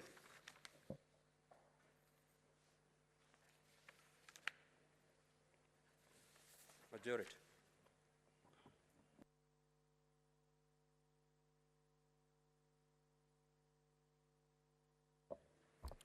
Thank you, Mr. Speaker. I beg to move that the Division of Revenue Allocation Bill, National Assembly Bill number 9 of 2023 be now read a second time. Mr. Speaker, sir, the Division of Revenue Allocation Bill, National Assembly Bill number 9 of 2023 was published on the 20th of March 2023 and passed by the National Assembly on the same day.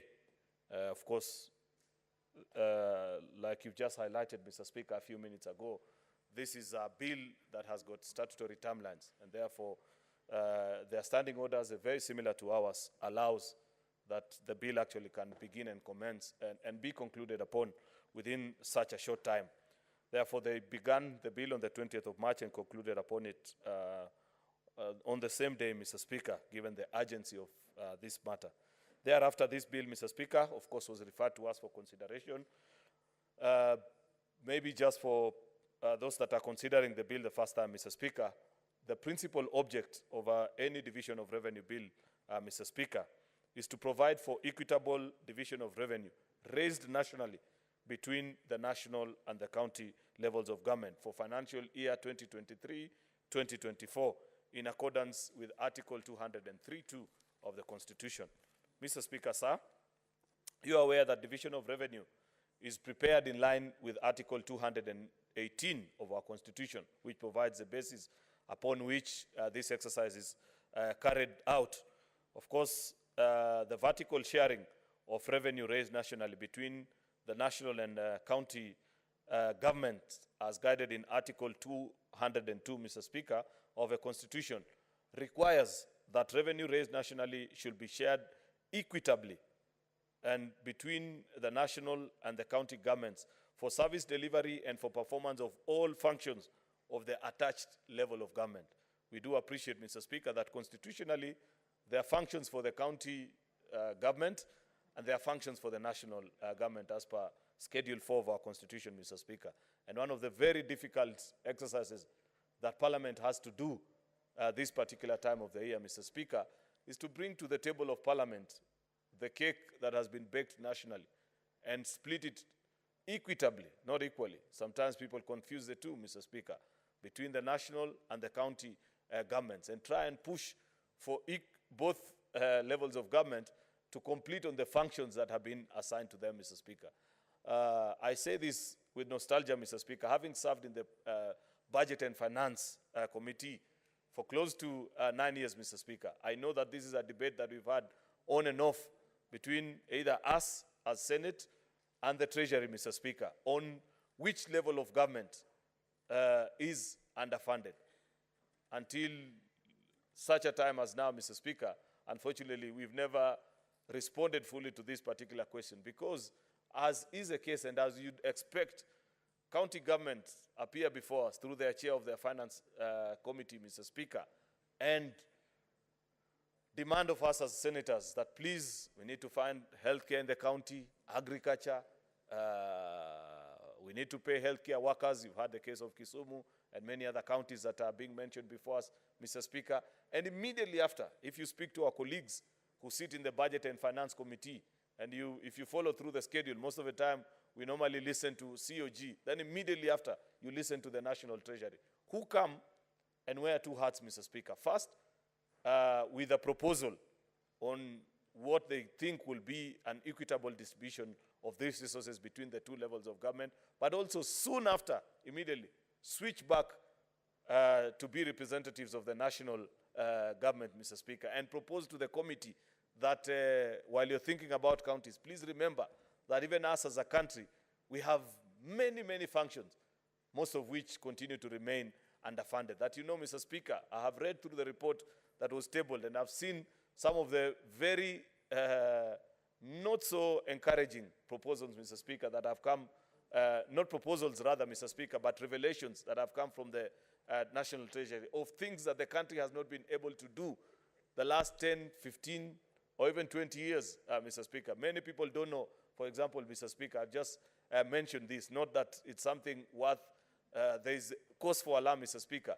But if you listen to many experts on national security, Mr. Speaker, they'll tell you that much as Kenya continues to pride itself as a superpower, other militaries across East Africa have actually eventually caught up with us.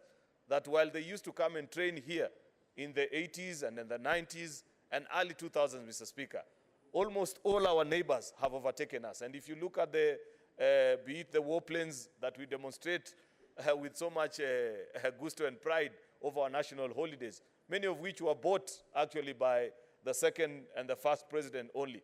After that, subsequently, Mr. Speaker, we haven't been able. I don't think that's a very good phenomena or a good place to be in, Mr. Speaker, given the fact that you have neighboring countries, for one reason or the other, who are always envious of our place as a country, Mr. Speaker. And so many other things that you speak about, our standing in the foreign nations community, because Kenya is part of the global community, that there are countries up to now, Mr. Speaker, unfortunately, we've never even been able to refurbish or have our embassies housed in places that are decent, Mr. Speaker. I've had the unfortunate incident, Mr. Speaker, of sometimes traveling, and when you are shown where your embassy is, countries that are of lesser economic abilities than us, Mr. Speaker, have their embassies in more strategic locations in these countries, as opposed to ours, Mr. Speaker, many of which are hidden in very far-flung parts of those cities, Mr. Speaker. Just to explain the debate that exists and that plays out in the minds of you as a member of Finance and Budget Committee, listening to the presentations, both from the National Treasury, Control of Budget, and the likes. Mr. Speaker, you will understand that now to the specifics of this bill, Mr. Speaker, that this bill proposes to allocate to the county governments Kenya shillings 385.425 billion for the financial year 2023, Mr. Speaker, as equitable share of revenue raised nationally. Mr. Speaker, the equitable share allocation has been proposed to increase from a base of 370 allocated in the financial year 2022-2023 to an allocation of 385 in financial year 2023-2024, an increase of 15 billion Kenya shillings, Mr. Speaker. The equitable share, Mr. Speaker, allocation in the financial year 2023-2024 has also been proposed to include Kenya shillings 425 million as attendant resources for the payroll relating to library services transferred from the Kenya National Library Services. Library services is a devolved function as provided for under Part 2 of the 4th schedule of our Constitution, Mr. Speaker, and therefore this is functions that have been transferred to counties which an allocation is being provided for, because previously, before this particular bill, Mr. Speaker, in the previous years, you'll find that many of these employees were being catered for under the national government, Mr. Speaker. But now, after the passage of the bill on county libraries, by and large, all our counties will take care of their own the staff in the various libraries, and that's what, when you calculate, gives you 425 million Kenya shillings. The rationale for the proposed county government's equitable revenue share is as proposed. The proposed equitable share of 385.425 billion in the financial year 2023-2024 is equitable to 24.5% of the last audited accounts, Mr. Speaker, which is 1.6 trillion for the financial year 2019-2020, as approved by Parliament, Mr. Speaker. The proposed allocation, therefore, meets the requirements of Article 2032, Mr. Speaker, which is that revenue divided between the two levels of government, Mr. Speaker, should be at least more than 15% of the last audited accounts, Mr. Speaker. High levels of debt financing, as well as elevated debt risk, Mr. Speaker, continues to be a discussion that has populated media space and a conversation around our political space, Mr. Speaker, the last few days. Financing constraints due to the limited access to finance in the domestic and international financial markets, Mr. Speaker, continue to bite.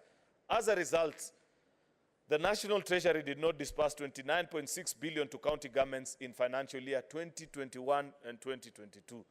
You know, I hope that when I was saying this, the minority leader and his deputy, actually, Senator Wambua, were here for them to appreciate part of what I was saying earlier, that part of the challenges and the problems that you're facing today is a constellation of decisions that this House has taken over the years, many of which you are being forced now to pay the difficult burden, Mr. Speaker. So in 2021, 2022, 29.6 billion of what we passed as a House eventually never made it to the counties. Therefore, of course, you would understand that this was a difficult year financially. The government is also implementing a fiscal consolidation plan so as to lower the fiscal deficit. Mr. Speaker, you would know that in the supplementary that was passed by the lower house, the National Assembly, the first actually budget pushed by this administration reduced our fiscal deficit from 6.2 to 5.7% of our national budget. And there is still a proposal that in the budget statement that will be laid by the Cabinet Secretary in the month of June, we have proposed under the BPA statement that we passed in this House to further push it downwards to 4.4. It is because of a strong or a large fiscal deficit, which I want colleague senators to understand and perhaps read and appreciate what is being said by the National Treasury, Mr. Speaker, of how we have done our budgeting, that we find ourselves in the situation that we are in, Mr. Speaker. It basically means that we are living beyond our means as a country. You know, Mr. Speaker, if you are to reduce it to a conversation of an ordinary citizen, it's like a young man who has just been employed, 23-year-old, fresh out of university. You earn 50,000, but you insist on living in Kileleshwa, where your rent, first of all, is 100,000.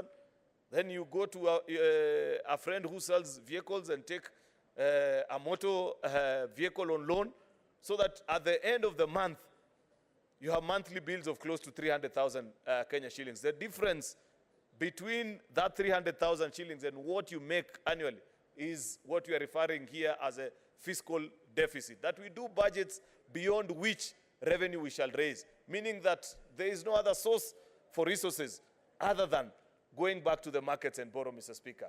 Doing that over the years is what has led us to the crunch that we are currently facing, Mr. Speaker. The government, Mr. Speaker, has to implement what is referred to as fiscal consolidation, Mr. Speaker, so as to continue to tighten the belt and implement this consolidation, ensure that by financial year, to reflect this fiscal tightening, the national government recurrent ceiling growth has been restricted, declining from a growth of 10.3% in financial year 2017 to 2018 to 1.2% in financial year 2023-2024. That is a difference between how this present administration is managing our economy, Mr. Speaker, as compared to the previous administration, Mr. Speaker. Of course, people are raising questions, and I've had colleagues say, oh, my salary has delayed and this and that has been done. Where do you expect money to come from? We had to make a difficult decision of beginning to teach Kenyans to live as a country, to live within our means, and know that there is no other source other than being fiscally responsible, Mr. Speaker. That's part of what is being proposed, Mr. Speaker. The proposed equitable share financial year 2023-2024, Mr. Speaker, of 385.425 billion is equivalent to 23.303% of the last audited accounts, which is 1.6 trillion. That is 2019-2020 financial year, as approved by Parliament, Mr. Speaker. The proposed allocation meets the requirement of Article 2032. I had explained this earlier, Mr. Speaker. The county government's equal share of revenue raised nationally for the financial year 2023 is arrived at by growing the county government's equitable share 2022-2023 of 370 billion by a growth of 15 billion Kenya shillings and an additional 0.425 billion as attendant resources for transferred library services.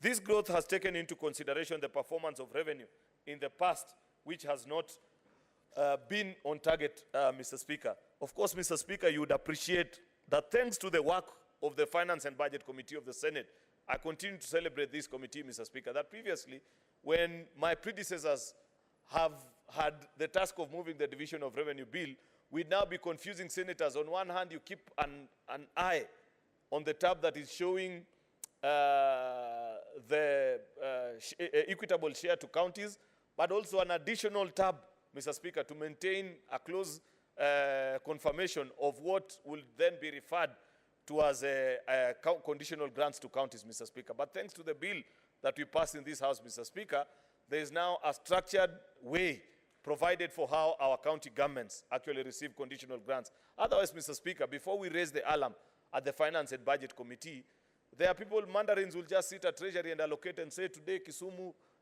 5 million for I don't know which program, Lamu, that amount, Kericho, this one. And you'd see that there was a pattern of discrepancy and continued marginalization of certain parts of the country. And we said that is taking away the role of Parliament, Mr. Speaker. Had we not stood firm, Mr. Speaker, as a Budget and Finance Committee, of course with the support of this House, Mr. Speaker, today while moving this bill, you would have seen maybe an extra 2, 3, or even 5 billion that is being distributed unequally to certain well-aligned counties, which is not, it goes against the very foundations of this House, Mr. Speaker, that believes in the principle of equality. Us as a House, all the 47 counties properly representing the people of Kenya, that we are equal before the law, equal before the Constitution, and this House should treat us all equally. It's one of the very things that I'm proud of as being a member and part and parcel of this House, that when we sit down to distribute and allocate revenue, Mr. Speaker, this is what it comes down to. The importance of this bill, Mr. Speaker, cannot be overstated. I therefore urge honorable senators, you cannot be a senator, Mr. Speaker, for whatever reason, and be seated in this House and fail to make your stamp either in agreement, make concrete proposals, Mr. Speaker, on division of revenue, Mr. Speaker. Of course, we are aware of the challenges that counties continue to face, and this is a time to reflect and think on it, Mr. Speaker. You are aware that our counties continue to face such a serious cash crunch, Mr. Speaker. In fact, if you speak to most governors, they'll tell you that their last allocation, this being the month of April, was either in November or December. Of course, when Treasury is asked, and I saw the snippets in the media of what the Treasury Cabinet Secretary said when he appeared and came before our Committee on Budget and Finance, he said, what do you want us to do? If revenue is not performing, Mr. Speaker, or honorable senators, this is in quoting Cabinet Secretary for Finance, we have to make very difficult decisions. And unfortunately, Mr. Speaker, part of the difficult decisions that Treasury continues to make is to starve our county governments. Of course, as Senate, we must take a firm position against this, Mr. Speaker, because we represent counties. We represent the interests of our people in this county. One of the proposals that we need to make, Mr. Speaker, and this is just a proposal that I make to our colleagues in the Finance and Budget Committee, because I no longer sit there, Mr. Speaker, that we must push Treasury, and we had begun this conversation in the years that I sat there as a member, to create what you would otherwise refer to as an devolution fund, Mr. Speaker, such that either by raising revenue in a present financial year, that would be difficult given the present financial situation, you could go to the financial markets, Mr. Speaker, and raise even 200 billion will be sufficient an amount to begin or to be the seed funding that will set up what you would refer as a devolution fund, Mr. Speaker. And in this fund, at the end of each month, counties will draw from that particular fund, such that if it is in July, the counties know what their share is for that particular quarter, and they draw from it. As counties draw from this fund, the National Treasury is obligated and given a space, because eventually, if you see and follow through what happens in our county governments, is that in the month of June, those that have worked in counties understand what I'm saying. At the end of the month of June, you will hear CECs for finance and chief officers telling you that finally we have been flooded with billions of shillings, and we are being told, please spend this money within 10 days, otherwise the system is about to be closed.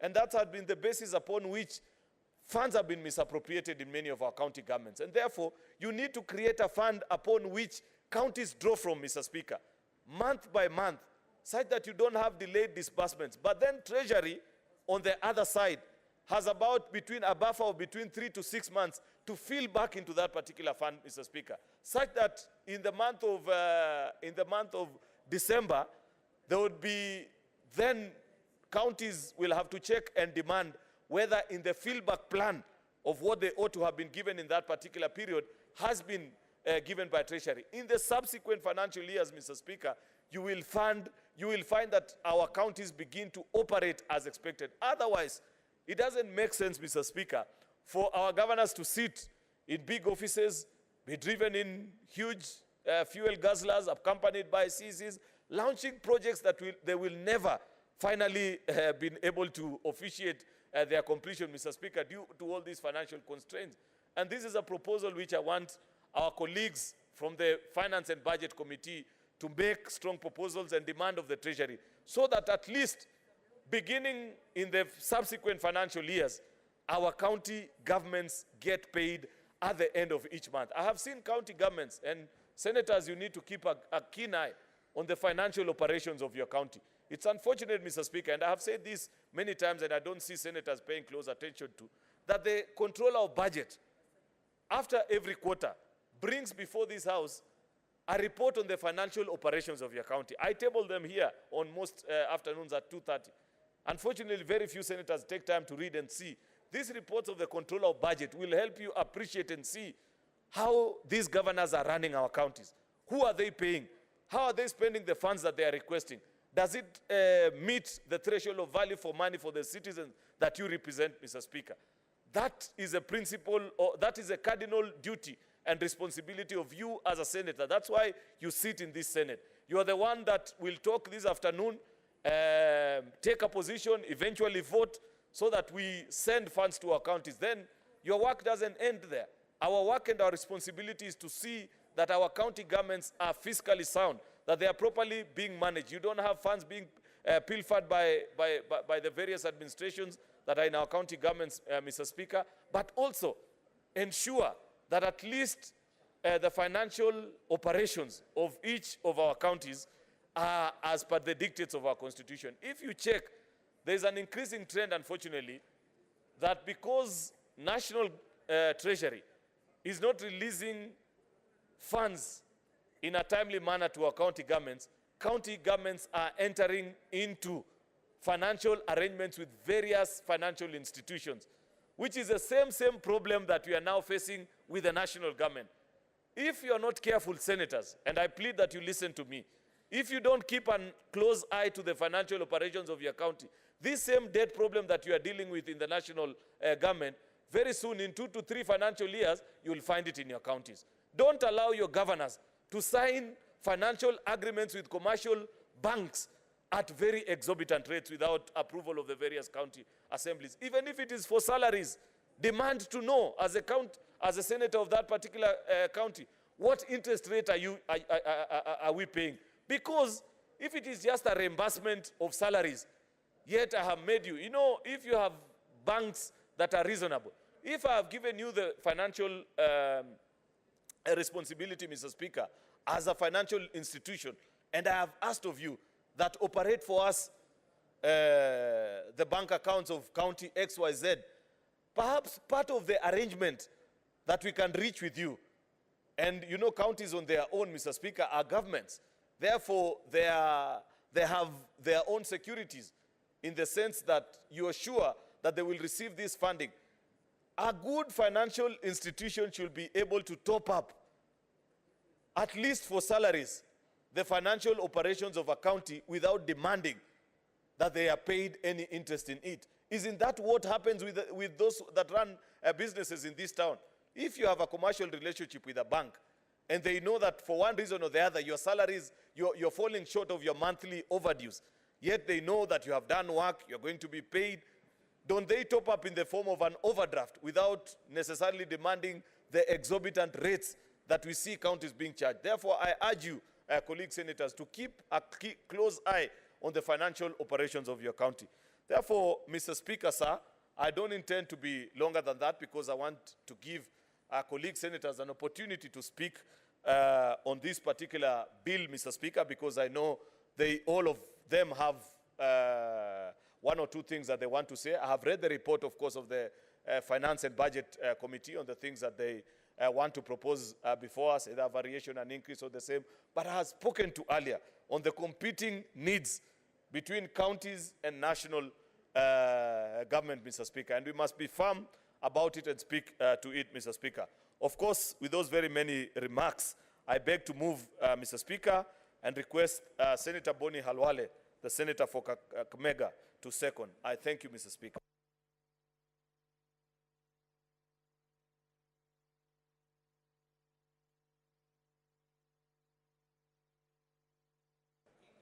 Thank you, Mr. Speaker.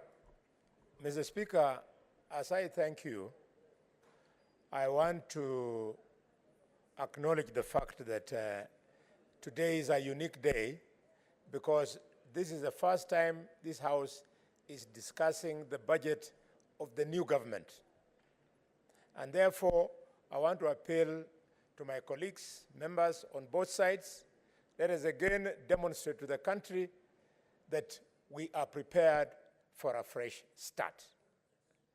Mr. Speaker, I therefore rise to second this motion as moved, and as a member of this Committee of Finance, I'm happy to report back to this House that if we proceed in the spirit that the committee moved, i.e., the members of ASMIO in the committee and the members of Kenya Kwanza in the committee, we have concurred on everything. I therefore hope this bipartisan attitude over this very important issue will be demonstrated on the floor of this House.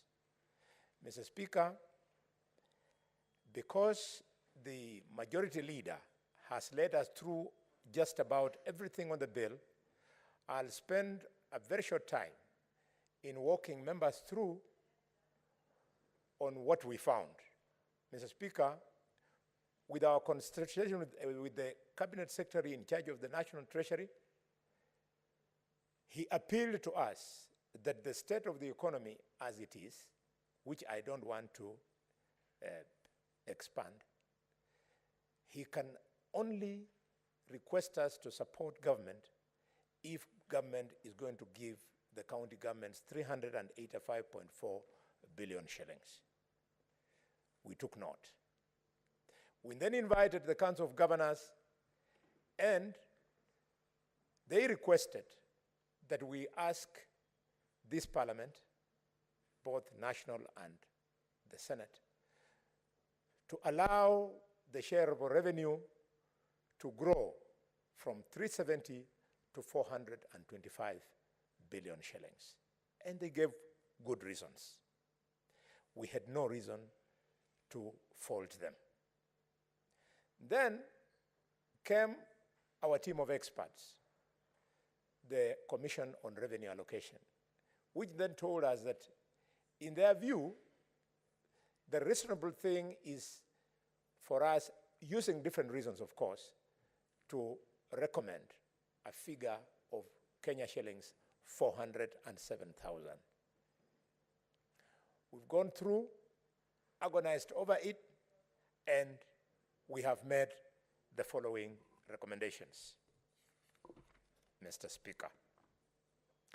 The first recommendation that we have made, Mr. Speaker, is that the allocation to the Equalization Fund for the financial year 2023-24 should be Kenya shillings 8.65 billion, calculated as per Article 204(1) of the Constitution of Kenya. Secondly, we have recommended that the Road Development Levy Fund should not be dispersed as equitable share, and thus should be dispersed as part of the county additional allocations. Senator Boni, there is a point of order. What is your point of order, Senator? Mr. Speaker, is Honorable Khalwale still seconding the motion by the majority leader, or is now moving his own amendment of the committee? I'm lost. Senator Boni is seconding the motion as moved by the majority leader. Now, if that is the position, then you cannot amend what the majority leader has moved. You second, meaning you concur with him at 100%. Indeed, Mr. Speaker. Mr. Speaker, you know, my kid brother, Senator Sifuna, is a young bull. And a young bull, there are two things it cannot wait, Mr. Speaker, with your permission. The first one is that when it hears the sound of another bull, even when the grass is full in the mouth, it responds. It has no patience. But more critically, when it is grazing and it spots a heifer, the bull will jump even from the head instead of jumping from the back. So he's a young bull. He should have waited and found whether I was in concurrence with the motion as moved or I was at variance. So, young bull, with due respect, let's be patient. Senator Boni. Senator Boni, if I go to Senator Sifuna well, his concern at his point of order was that you're moving an amendment. Your statement as you second is not factually the same as the motion that has been moved by Senator Kenyua. You're out of order. So if indeed what you're reading is exactly what the majority leader has moved, then you're not out of order. Thank you, Mr. Speaker. If the figures you're giving and the statement you're giving, there is a variation between what you're saying and what the majority leader moved, then indeed you're not seconding the motion. Thank you, Mr. Speaker. Mr. Speaker, I'm an old bull, and you've guided me correctly, and at no time, from the beginning up to the end of my statement, will you hear any statement at variance from the motion as moved? Proceed to second. Thank you, Mr. Speaker. What is the point of order, Senator Sifuna?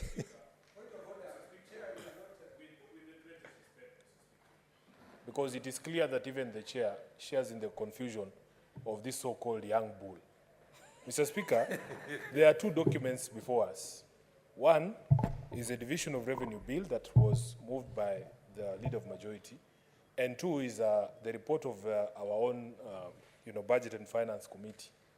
And if you heard Senator Khalwale properly, Mr. Speaker, I started by seconding the document that had been referred to by the majority leader, but then delved into the report of a committee and he was reading the recommendations. I mean, for me, I was left confused and I only sought. I didn't jump on any heifers, Mr. Speaker. Whether from and there were no heifers available to be jumped upon. All I wanted is a clarification on where we are, because I'm trying to follow the debate, Mr. Speaker, and you have properly given clarification. There are two documents. I was expecting, in my little experience as a legislator, that if we get into the report of the Budget and Finance Committee, at the very minimum, we should see the chair of the Finance Committee telling us or bringing forth these amendments that had been proposed by the committee, Mr. Speaker.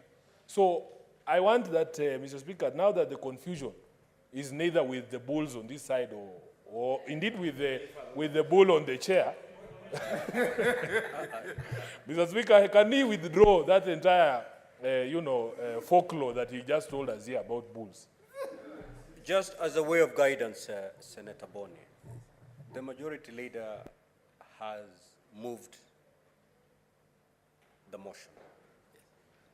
Kindly proceed to do what a seconder does. Thank you. Thank you, Mr. Speaker. And I'll seek... What is your point of order, Senator Kinyua? Chair, if I had him, the whip, correctly, he was reading a document which we have been provided for.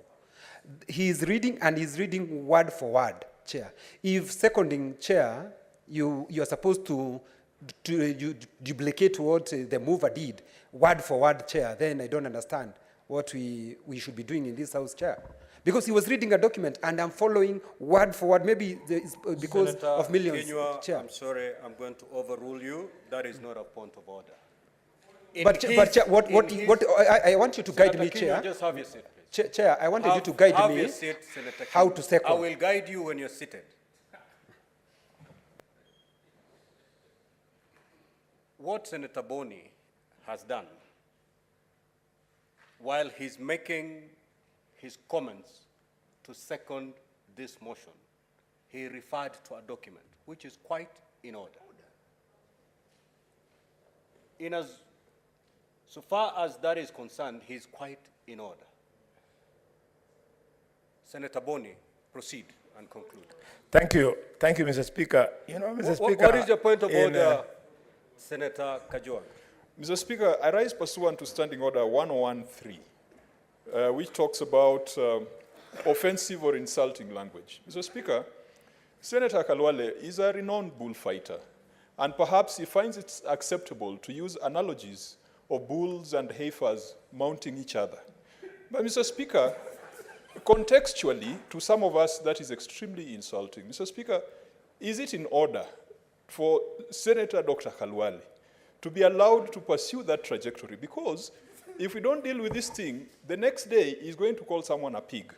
And we know how derogatory that is in certain cultures and certain religions. Mr. Speaker, in my culture, if someone calls you a dog, whether old or young, whether mounting another or not, Mr. Speaker, that's the highest insult.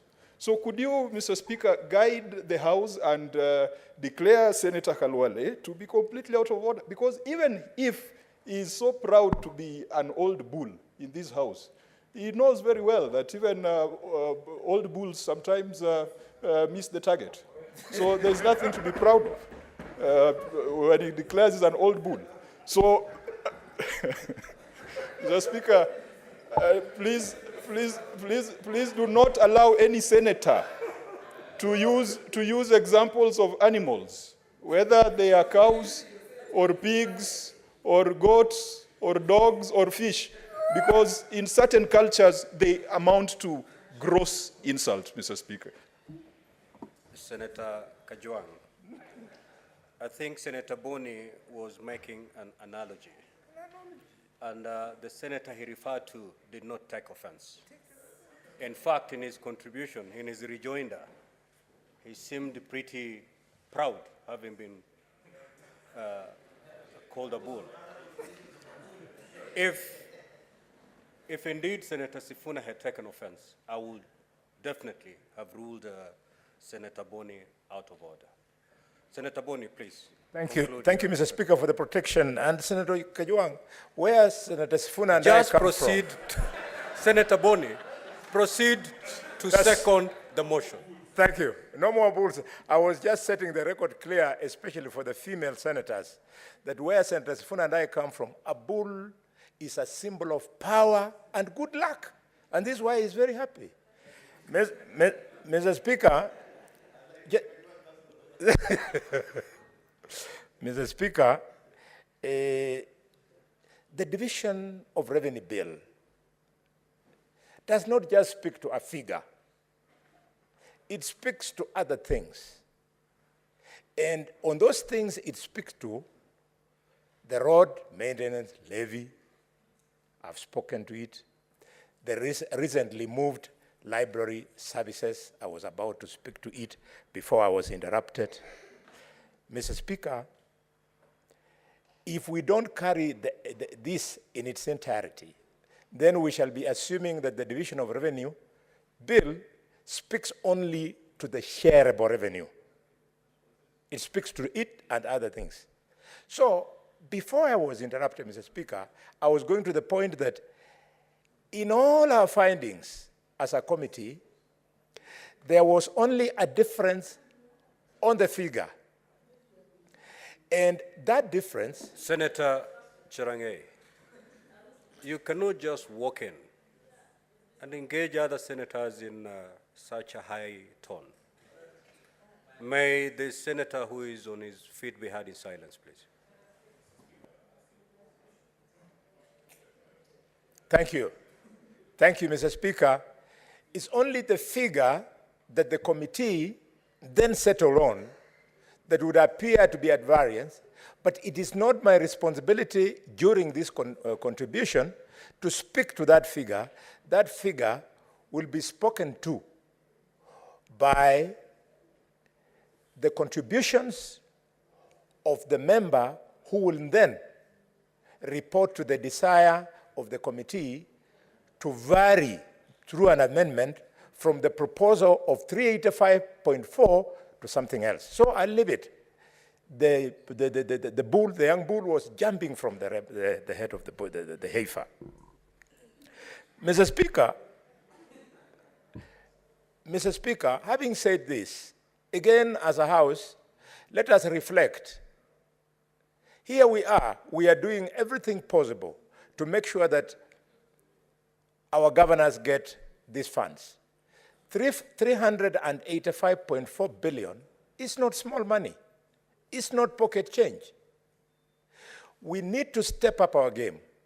We need to earn respect across the Republic, indeed as the upper house, by us stepping up on the oversight role to ensure that not less than 30% of these 385.4 billion shillings is seen to have brought development in the lives of our people in our 47 counties. We have not been very loud, Mr. Speaker, and you hear all manner of disturbing statements. Like, Mr. Speaker, there is information that has come from one of the counties today that children went to the governor's office to collect bursary. And they were told, you'll come with evidence that either your guardian or your parents voted at the last election.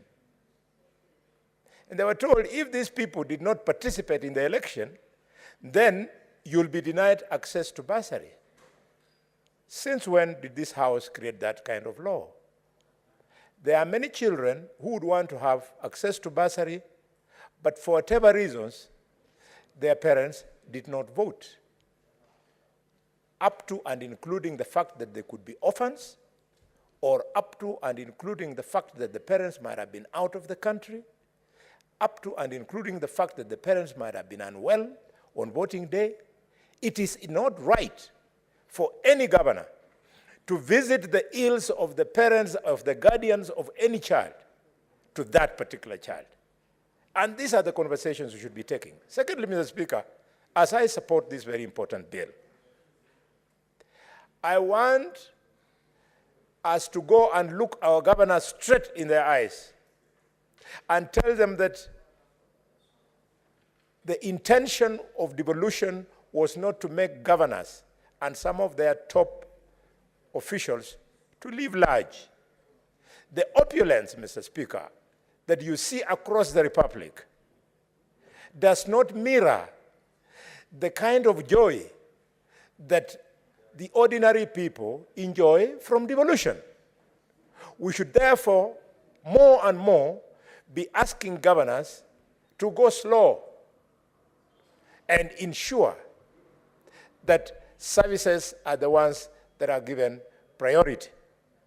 Mr. Speaker, in this bill, we have spoken to the issue of additional allocations.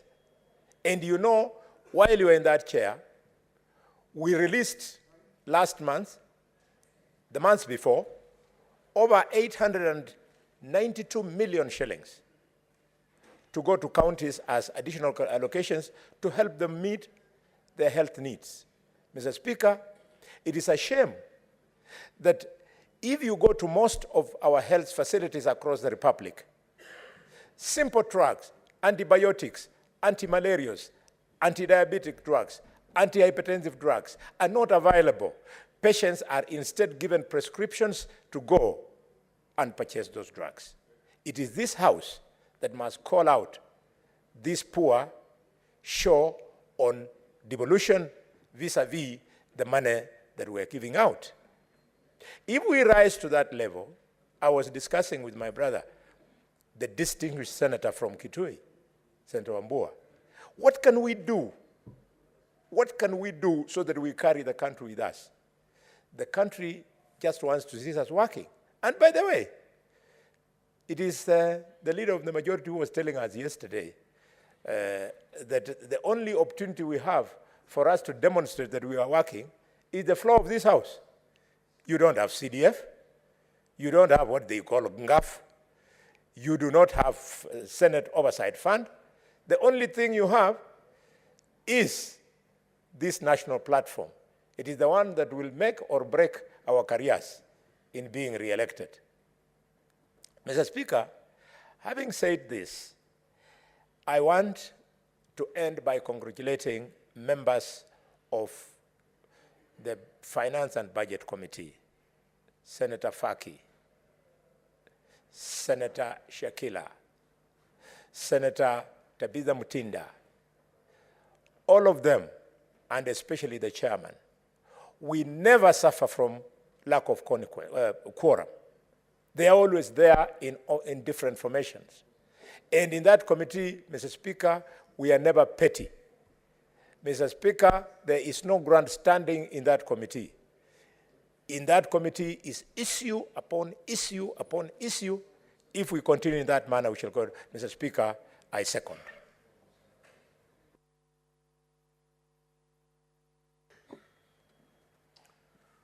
Senator Wambua, kindly take your seat.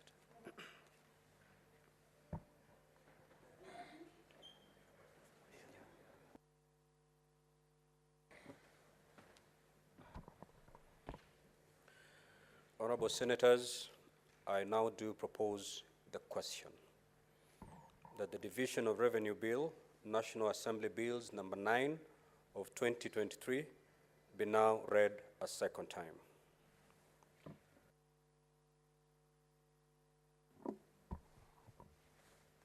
Senator Osotsi.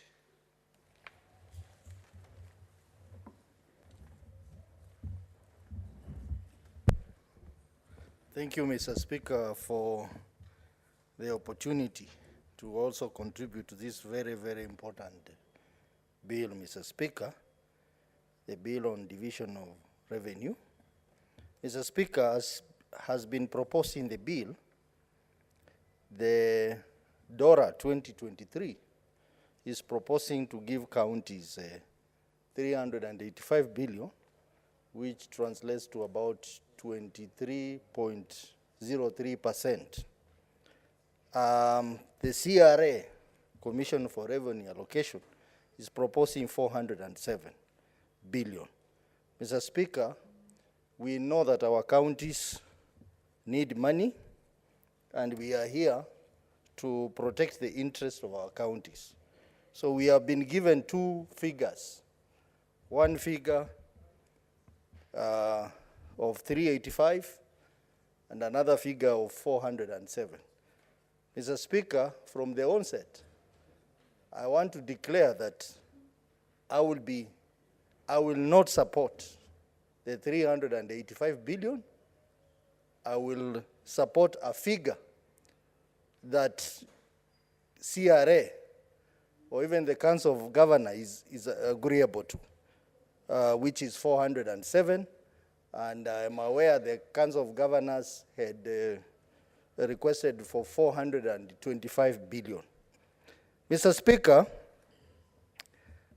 we have also seen that the devolved library services have been allocated 425 million. Mr. Speaker, looking at this bill, there are various issues I would want to raise, Mr. Speaker. The public debt, they are proposing to allocate 1,250 million towards public debt. This is the highest, Mr. Speaker, compared to... What, Senator Osotsi, this is Amanda. What is your point of order, Senator Aaron Cheriot?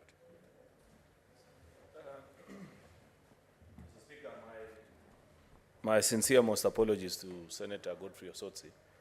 It's not in my habit to interrupt people when I'm making their presentations, but there's something either misleading, mischievous, or either for lack of proper understanding of the procedures of this House that he raised, which I thought probably, if left on record, can mislead other senators.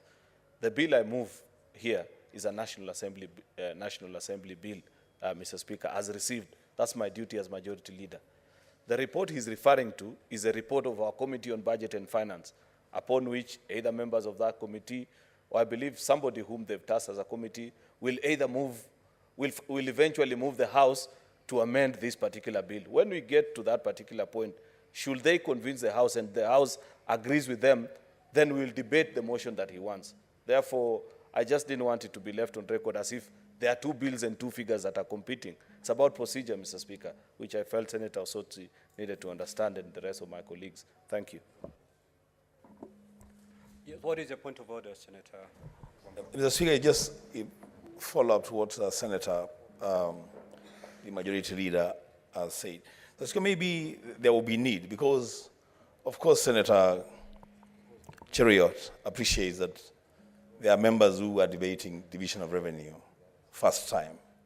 It would be good for them to be guided that there is an opportunity for moving amendments, either committee amendments or a member just proposing amendments, but they need to be guided so that the bill that we are dealing with now, Mr. Speaker, is the bill as received from the National Assembly. But that bill, there have been discussions in the committee, and we don't anticipate debate. We hope that the committee is proposing some amendments. So, Mr. Speaker, there will be need for guidance to members so that we debate this bill properly. I thank you, Mr. Speaker. Thank you, Majority Leader and Senator Enoch.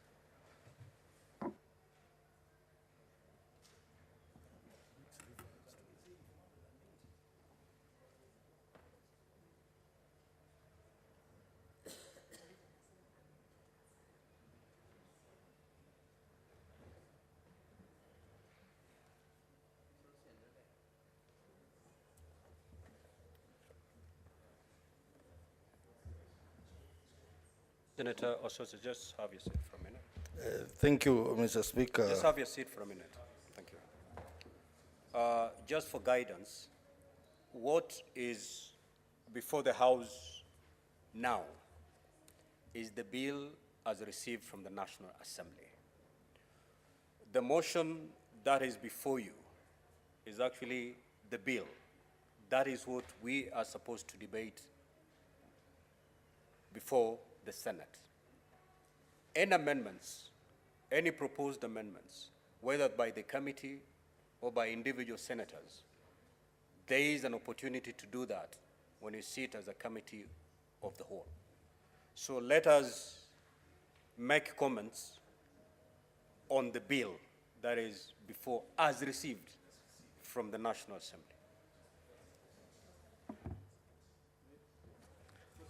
Mr. Speaker, well guided. Mr. Speaker, just to retrace.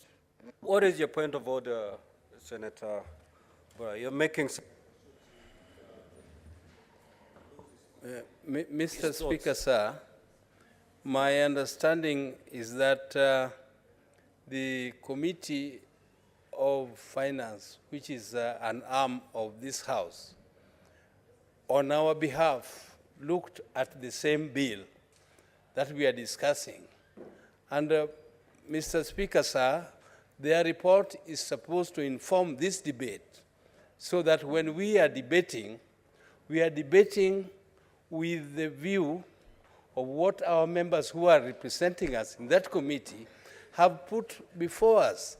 So we cannot continue to be debating what is from the other chamber without looking at what our own committees have presented to us. So perhaps it could have been proper for us to have a report from our committee so that we debate it together. There will be no separate time to debate the one of the committee. I think the amendments will be done at the committee of the whole House when amendments will be brought. That is at a later time. But for debate, we need to have the committee of this parliament, of this Senate.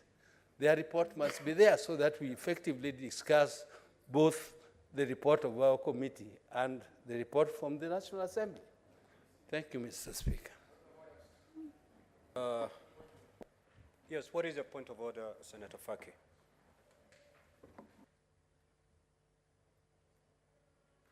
Mr. Speaker, the Vice Chair of the committee, Senator Tabitha, filed the report yesterday. The committee's report was tabled before the House yesterday. So I think procedurally, we should be debating the bill together with the committee's report so that by the conclusion of the debate, we'll be in a position to vote on the amendments that we'll be proposing. Thank you. What's your point of order, Senator? I don't know, Mr. Speaker. I don't understand why members are confused, Mr. Speaker. This is a very simple matter. Any bill, okay, remove division of revenue so that you're not confused, that is brought before this House is read a first time. Then it is committed to a committee. A committee looks at the bill. You remember the debate that we've had here many times, whether we can debate a bill before a committee files a report or after. And many occasions members have said, please bring the report so that it can guide us on how we debate.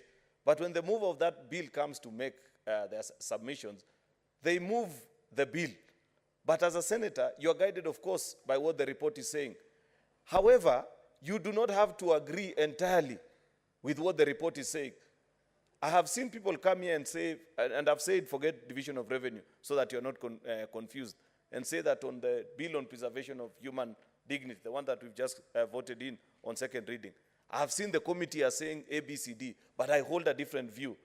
The same can be said of this particular bill.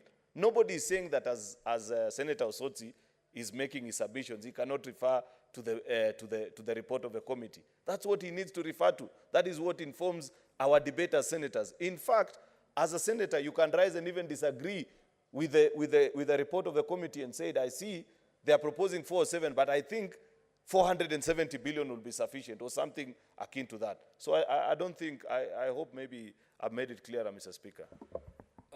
Honorable Senators, The motion that is before the floor of this House is the bill. We are debating the bill as received from the National Assembly. Whether you're going to use the contents of the report by the committee to contribute towards this debate, it's up to you.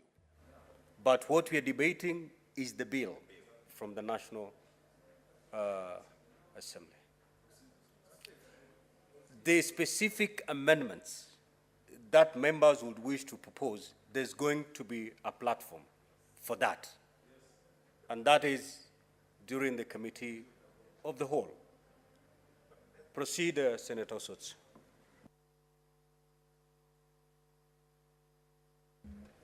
Thank you, Mr. Speaker. Mr. Speaker, I hope you will add me more time because my time has been taken by the points of orders. Mr. Speaker, just to trace back my last point on the issue of public debt, which this bill proposes to allocate 1,250,000,000 Kenya shillings.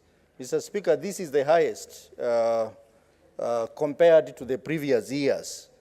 And I thought that maybe it would be a good practice that the bill would give a breakdown of the public debts in which this amount is earmarked. Because one important thing that this parliament needs to do is to monitor public debt. And I think the information on public debt is very scanty. We would like to know what is the position of public debt, who are we supposed to pay, and when. It is very important, Mr. Speaker. Mr. Speaker, the bill also establishes the criteria for the division of revenue between two levels of government. And Mr. Speaker, one criteria on national interest, it is not very clear what national interest is. Because if you look at the bill, it is giving arbitrarily programs on the matter of national interest. It talks about the achievement of the country's economic development objective, the potential to have significant impact on social well-being of the citizen. It talks about Vision 2030. It talks about significant resource investment and also budget policy statement.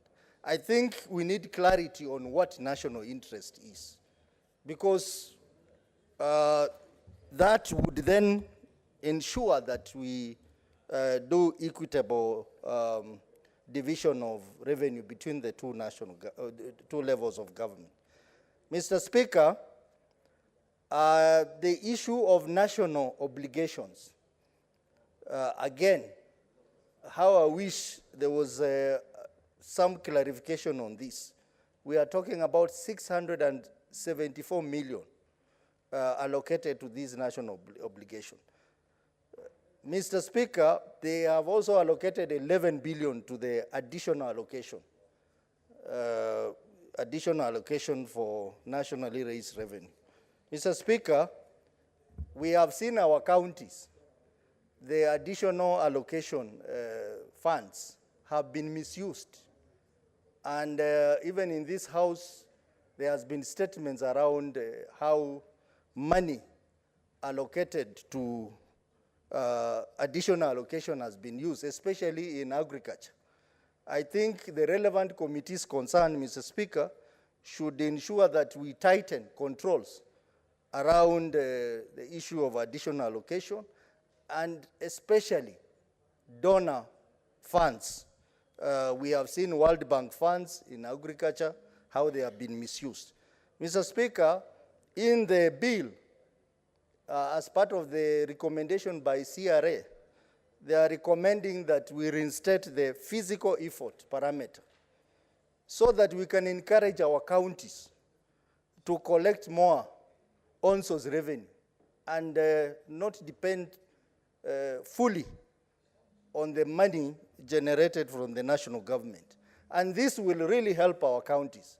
At the moment, Mr. Speaker, operations in our counties have been grounded largely because they have not received their disbursement from January to March.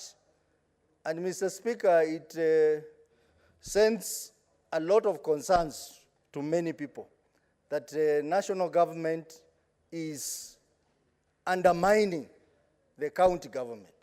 And that we have to say it. Mr. Speaker, we should not fear to say this. Because if you are not able to disburse money for 3 to 4 months, how do you expect county government to run? How do you expect county government to run? And Mr. Speaker, this House exists to protect devolution.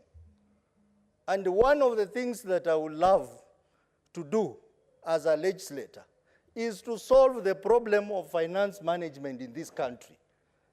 Why should the national government be in full control of the national treasury?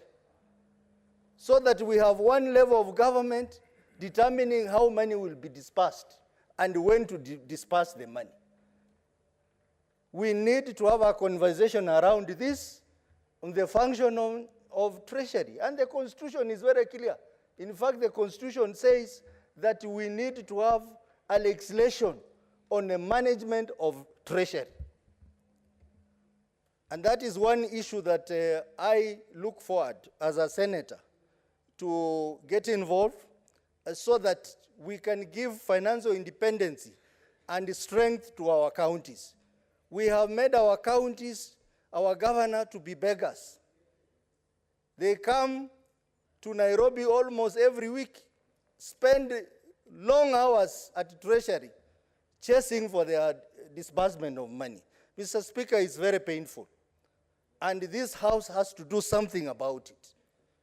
Because our own people who are supposed to benefit from this money are not able to benefit from this money. People have not earned salaries. In my own county, 3 months, no salaries. And they're supposed to be working. So you can imagine these people who don't earn a salary, can they really perform in their jobs? They cannot. So, Mr. Speaker, we require a serious conversation around the issue of disbursement of funds. And one of the things we will do after passing this DORA would be to pass the disbursement schedule. Why do we pass this disbursement schedule if the National Treasury is not following it? Does it mean that this House is powerless? We have passed the schedule for the current year, but no money has come to our counties. What are we doing about it? And the Committee of Finance, I think you need to take this issue of disbursement of funds to the schedule seriously, so that when we sit here and pass it, that is the law. It cannot be varied by anyone. And Mr. Speaker, in fact, the national government is violating the Constitution, because the law is very clear. If you raise 1 shilling, 15% of that 1 shilling should go to the counties. 75% should remain in the national government. But that is not what is happening. They raise money, they put it under priorities. They forget about counties. Mr. Speaker, this is an issue of serious national concern that this House, which has powers under Article 96, should take seriously so that we protect the interests of our counties. And Mr. Speaker, on the issue of corruption, we know that there is misuse of funds in our counties. We know that some of the money that is budgeted for in the counties is not used in the right manner. I think as senators, as the majority leader has pointed out, we need to take our role seriously. Senator Asotsi, we appreciate your contribution. We appreciate your comments. Senator Kathuri.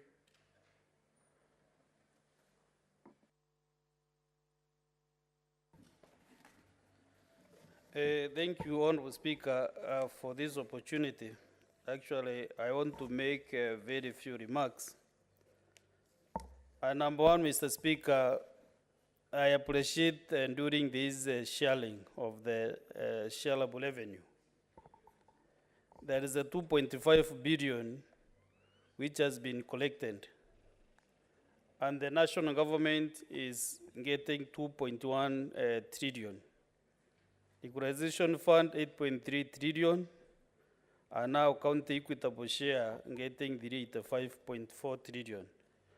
Honourable Speaker, my concern actually on this bill is what is left for equalization fund, because, Honourable Speaker, this fund for the last 10 years, these funds have never been administered the right way, and sometimes they are appropriated and then they are still spent by the Treasury. Mr. Speaker, this is a constitutional fund which really should be ring-fenced so that this money can go to support the counties which are marginalized. And Mr. Speaker, with this bill, I'm really perplexed because even as we speak, I'm aware that the Equalization Fund Management Committee is moving around the country, especially in these counties which should benefit, meeting the county commissioners, the district county commissioners, even to coming up with the projects which need to be supported by this money. Like yesterday, this committee was in my county without even the knowledge of any elected leader. And they are there moving around the country. They will be, maybe they'll be in Tana River, they will be in Turkana, they are there in Marsabit, without the input of especially the elected leaders, Mr. Speaker. Mr. Speaker, I want to categorically say that as much as we disburse this money to the counties, now 5.4 billion. Mr. Speaker, we really need to strengthen the organs that must oversight these funds once they go to the counties. And one of the institutions that really need to be strengthened is the Senate. Mr. Speaker, the senators of this republic have no teeth. They cannot be able to move an inch in the constituencies. The money allocated to the senators to move in the counties, is equivalent to what the MPs are given. I think 100,000 to cater for the interests of the constituencies. When I served the South Imeti constituency, Honorable Speaker, I was given the same amount that I received, and now I'm supposed to oversight 9 constituencies in Meru County. So this means that as much as we give this money to the counties, the governors have a lot of leeway to spend this money the way they want. And Mr. Speaker, it is very, very imperative that this house should be strengthened, the control of budget, the Office of the Auditor General, the EACC, so that the devolution can work, Honorable Speaker. I would recommend that actually the Office of the Auditor General should be domiciled in every county of this republic, and the office to be really strengthened so that they can be able to look into the reports and the expenditure of the county governments. Honorable Speaker, sometimes even the committee of this House dealing with looking into the reports of the Auditor General, maybe like now they are 3 years back. So by the time even when they start looking at the audited accounts of the current leadership of the county governments, we will be towards the end of our term in this House. So it is very, very important also the committee, headed by Senator Kajwang, should see how they can harmonize the previous years, so that by the end of this financial year, we are up to date, so that the current serving governors, we move with them together. As we move every financial year, this House is examining reports of that particular active financial year, Honorable Speaker. So, Mr. Speaker, a lot has been said on whether this money is enough or not, but also the national government has an obligation to ensure that monies that should go to the counties are released on time, as the majority leader has put it. Because there is no need of releasing money after 5 months, 4 months, and then there are bills to be paid, there are contractors to be paid, and that is why we are accumulating a lot of pending bills, Honorable Speaker. So I would wish that this regime, as the President promised during the campaigns, even after the campaigns, that will be releasing money promptly to the counties. This is really forward so that devolution can work. As senators, we really need to support the devolution because that is our commandate and given by the Constitution, Honorable Speaker. Honorable Speaker, another issue that needs to be looked at is this transfer of library services, Honorable Speaker. The library services, even though they have been now refunded back to the counties, I don't think we are getting value for the money because the National Library Services, there is one library in my county as owned as history, but I don't think there is really value for money. Even the pupils, the students, really don't benefit from that library services. That institution should be looked at so that even every county, even every constituency should have this facility, including the ICT centers, the ICT hubs. Let us have these services closer to people so that, Honorable Speaker, we can really support our people. Honorable Speaker, the Auditor General, the Office of the Control of Budget is not able to review the accounts of the counties, the expenditures that they do. I remember when she met the Finance Committee of this House, she complained that it is not possible for her to know how the counties are spending their money, especially if they apply for money, and the money is released to the counties. She is not able to see whether that money was spent on the application that was made. So the Finance Committee wish whether they can be able to rectify that, including bringing amendments to the Public Finance Management Act so that the Office of the Control of Budget can be able to track whether money allocated or released to the counties goes to that particular vote. And Honorable Speaker, I like the way the NGCDF works, because NGCDF works in a manner that every coin is known from the treasury where it is going to each project. Like now, a lot of money is reached to the counties. Maybe they spend 70% on recurrent, and the other percent, they are left to allocate wherever they want the projects. Because in my county, I saw there is a project that is coming up to buy cows worth 800 million, some other money for building houses for the poor. And then people have no water, people have no roads. So I wish, and I will come up with an amendment that let us have direct lines to the money released to the counties, Honorable Speaker. There is a lot that we need to do, and as senators, as we have all said, let us really unite, let us strengthen ourselves, let us strengthen devolution, so that, Honorable Speaker, the Kenyans can be able to reap the benefits of the 2010 Constitution. I thank you, Honorable Speaker. Senator Wambua.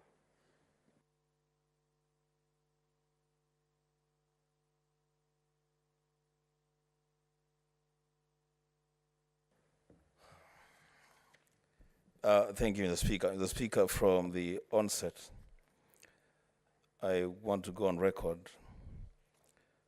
as opposing the bill as received from the National Assembly and moved by the Majority Leader.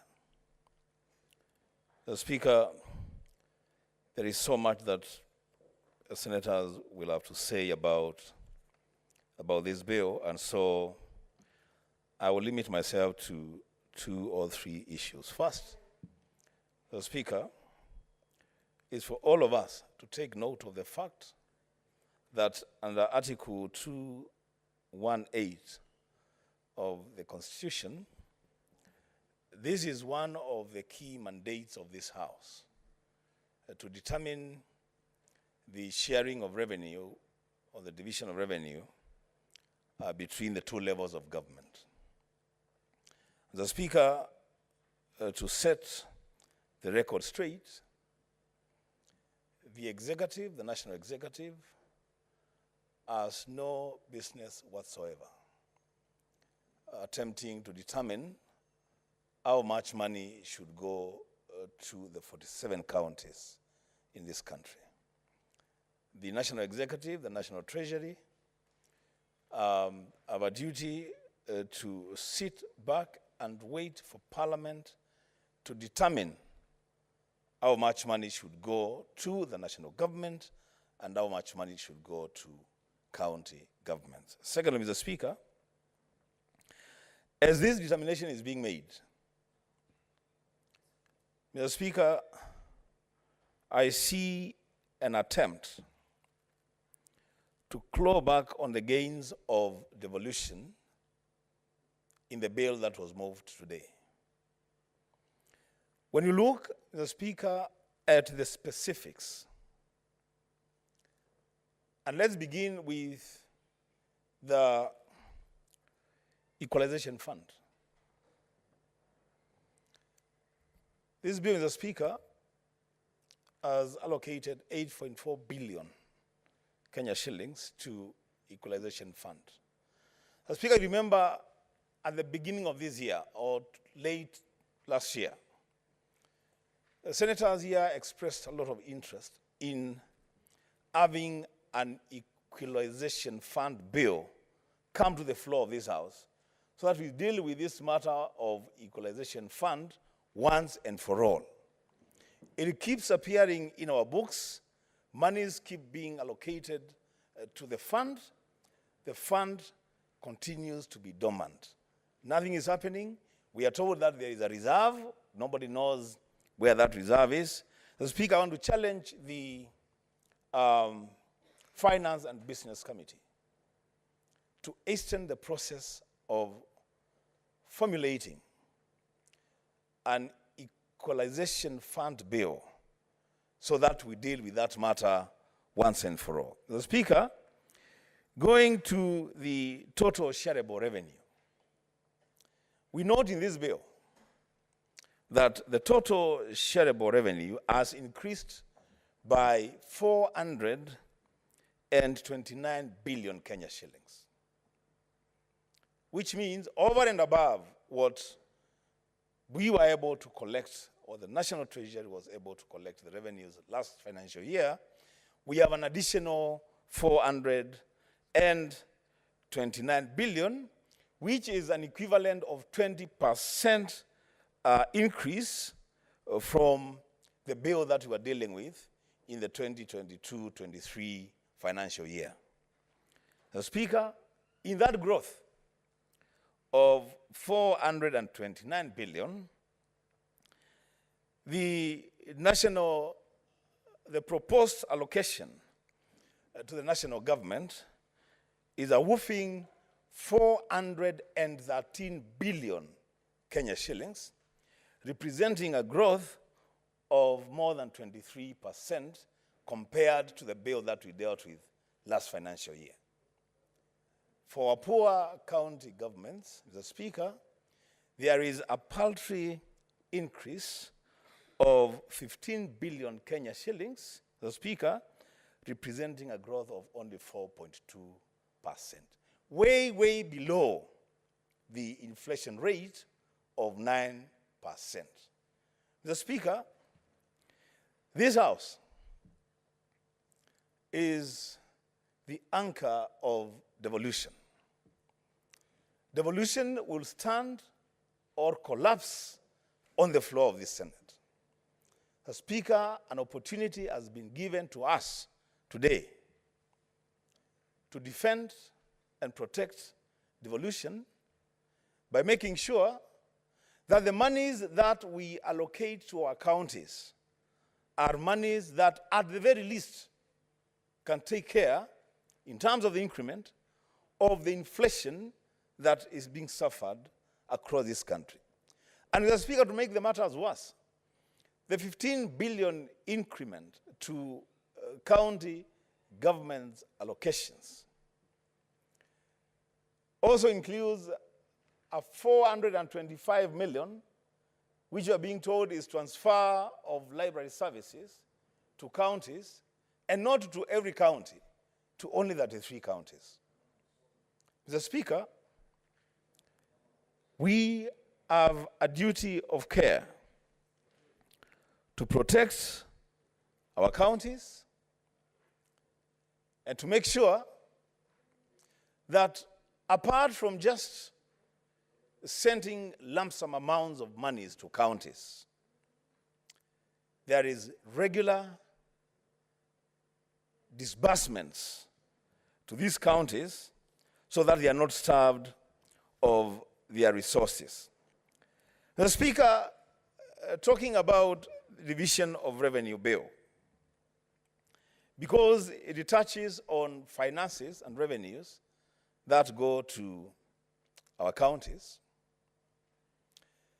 This is the time, Mr. Speaker, that every senator from every county, including the distinguished nominated senators, will be found on the floor of the Senate late in the evenings, Mr. Speaker, if need be early mornings, trying to defend the transfer of monies to their counties. But when it comes to oversight, when it comes for senators now to ask questions to governors on how the monies are being spent, the senators are rebuffed in some counties, and I thank God not more in Kitui County. In some counties, the Speaker, governors go even to the extent of organizing goons to humiliate senators because they are being asked how they are spending the money. Mr. Speaker, if these senators are burning the midnight oil to fight, even at times, the Speaker, to even make enemies in the process, to make sure that at least their counties get reasonable amounts of allocations. If they are good when they are doing that job, they should be equally good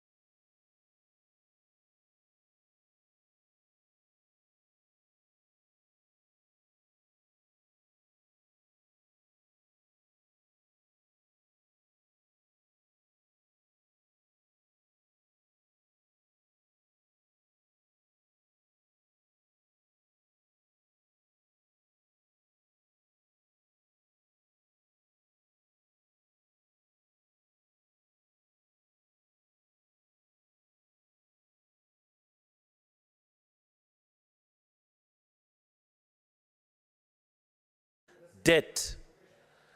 Mr. Speaker, even when you look at developed countries. The Honorable Mungatana has said he Mr. Speaker, wouldn't wish to be informed. I wish to just finish. I want to run. Mr. Speaker, I'm on this point that we are supporting this bill because it has made a reasonable allocation for public debt. And I'm saying countries have declared bankrupt because they have not been able to manage their public debt. I've given an example of Ecuador, Mr. Speaker. It has declared bankruptcy 10 times.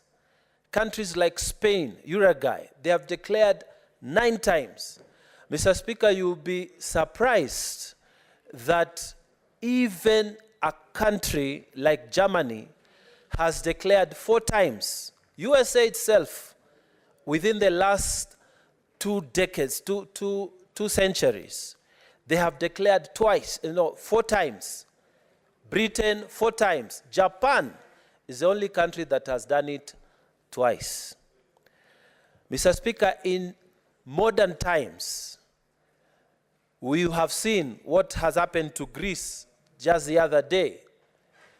So, Mr. Speaker, for a country like Kenya, which is a third world country, as you know, going towards a more developed state, we have done the correct thing in this particular allocation by making sure that we are trying to manage our public debt. Mr. Speaker, it will be such a bad thing for us, Mr. Speaker, if our country can join those nations that have declared bankruptcy. Mr. Speaker, I really support the idea that they have been able to make reasonable allocations for purposes of avoiding Kenya being dragged down towards declaring bankruptcy. So, Mr. Speaker, that's another reason I support this bill. Mr. Speaker, I want to urge our fellow colleagues that sometimes it's good to play politics and it is good to look good to the people. But, Mr. Speaker, I have always said, inside and outside this House, that responsible politics requires that the truth be told to the people who we are leading. Mr. Speaker, if you are a father and you know that you cannot afford to buy meat every day like the neighbors, then you sit down with the wife and the children and tell them, we can only do meat once a week, or we'll only do meat twice a week, but we'll be doing ugali and sukuma wiki, and you are not going to die. Mr. Speaker, when Treasury gives us these figures, and then we come and we say, let us increase it, let us ask ourselves, what is the basis? Mr. Speaker, the Commission of Revenue Allocation has proposed figures. But then when you look at the report from the committee itself, there are definitional issues. They are arguing about what should be defined as what, and then that has implication on the figures themselves. Mr. Speaker, if my colleagues can take time to read at this report, to look at it clearly, the committee has had to struggle with what is defined 204 and what is defined 202. These definitions are giving different figures. Now, for us who are coming at this point to debate this matter, Mr. Speaker, and for those who have stayed with these figures the whole year preparing, Mr. Speaker, I'd want to vote with those who have been looking at the figures and those who are saying, let us go with 385, because they have been looking at those figures and they have been seeing those figures. And Mr. Speaker, I'm going to ask we be honest. If it is ugali and sukuma wiki we can afford and meet once in a week, let us do that. If it is ugali and maharagwe only, Mr. Speaker, let us eat that. We have to stay alive. We have to service our debt. We have to make the country work. And then from there, Mr. Speaker, as we are growing this economy, like what the Honorable Mutata said yesterday. Honorable Mutata said, when we were moving the socio-economic bill, he said that it's about what we divide in the cake. If that cake is not big enough, let us find ways of increasing that cake. Otherwise, if the cake is small, we must learn to live within our means. Mr. Speaker, I know that there will be many others who will speak after, but I'm urging our people to hear this, that we must live within our means. It's a responsible thing to do. We must not play politics with the economy. If this is what Treasury is saying, then let us deal with it with the facts and figures. And to me, Mr. Speaker, we have been told and we agree, and I'm not afraid to say it. It doesn't matter whether it is good or bad politics. I'm saying it is responsible leadership to tell people the truth and not to play politics with what we have. The revenue is what has been proposed by Treasury, and we need to take it a lot more seriously. Mr. Speaker, I beg to support this bill as presented. Thank you, Mr. Speaker. Thank you, Senator Mungatana. Senator Mwenye Haji Mohamed Faki.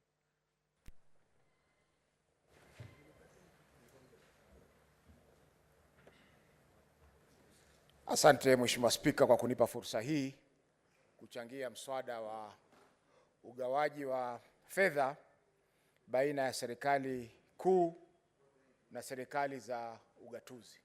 Mheshimiwa Spika, kwanza kabisa ningependa kusema kwamba napinga mswada huu kama ulivyoletwa katika bunge hili.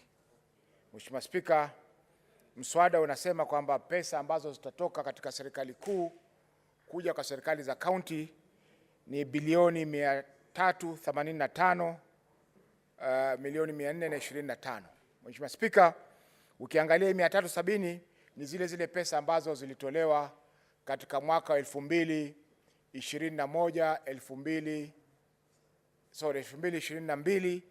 2023. Kwa hivyo hakuna chochote ambacho kimeongezeka isipokuwa bilioni 15 ambazo wamesema ni revenue adjustment, yani mapato yafanyia adjustment. Mheshimiwa Spika, tukiangalia swala la mlipuko wa bidhaa, wa bei za bidhaa. Mheshimiwa Spika, tukiangalia kwa mfano mafuta mwaka jana mwezi wa 7 ilikuwa ni shilingi 125 kwa lita. Leo mafuta yamekuwa shilingi 174. Ongezeko la karibu 35% ama 40%. Hiyo peke yake Mheshimiwa Spika inaonyesha kwamba utoaji huduma katika kaunti zetu, gharama imeongezeka maradufu kiasi ambacho haiwezekani kutoa huduma kwa fedha zile ambazo zilitolewa mwaka uliopita. Kwa hiyo Mheshimiwa Spika, ongezeko la 15% ama la bilioni 15 katika mapato katika pesa ambazo zitakwenda katika kaunti zetu ni kidogo sana ukilinganisha na ongezeko la mapato ya serikali. Ukiangalia katika table ya pili katika mswada huu, Mheshimiwa Spika, mapato yanatarajiwa kuongezeka responsible for the prescription of the commonly abused 430, lakini sisi tumeweza kupewa ama county zimeweza kupewa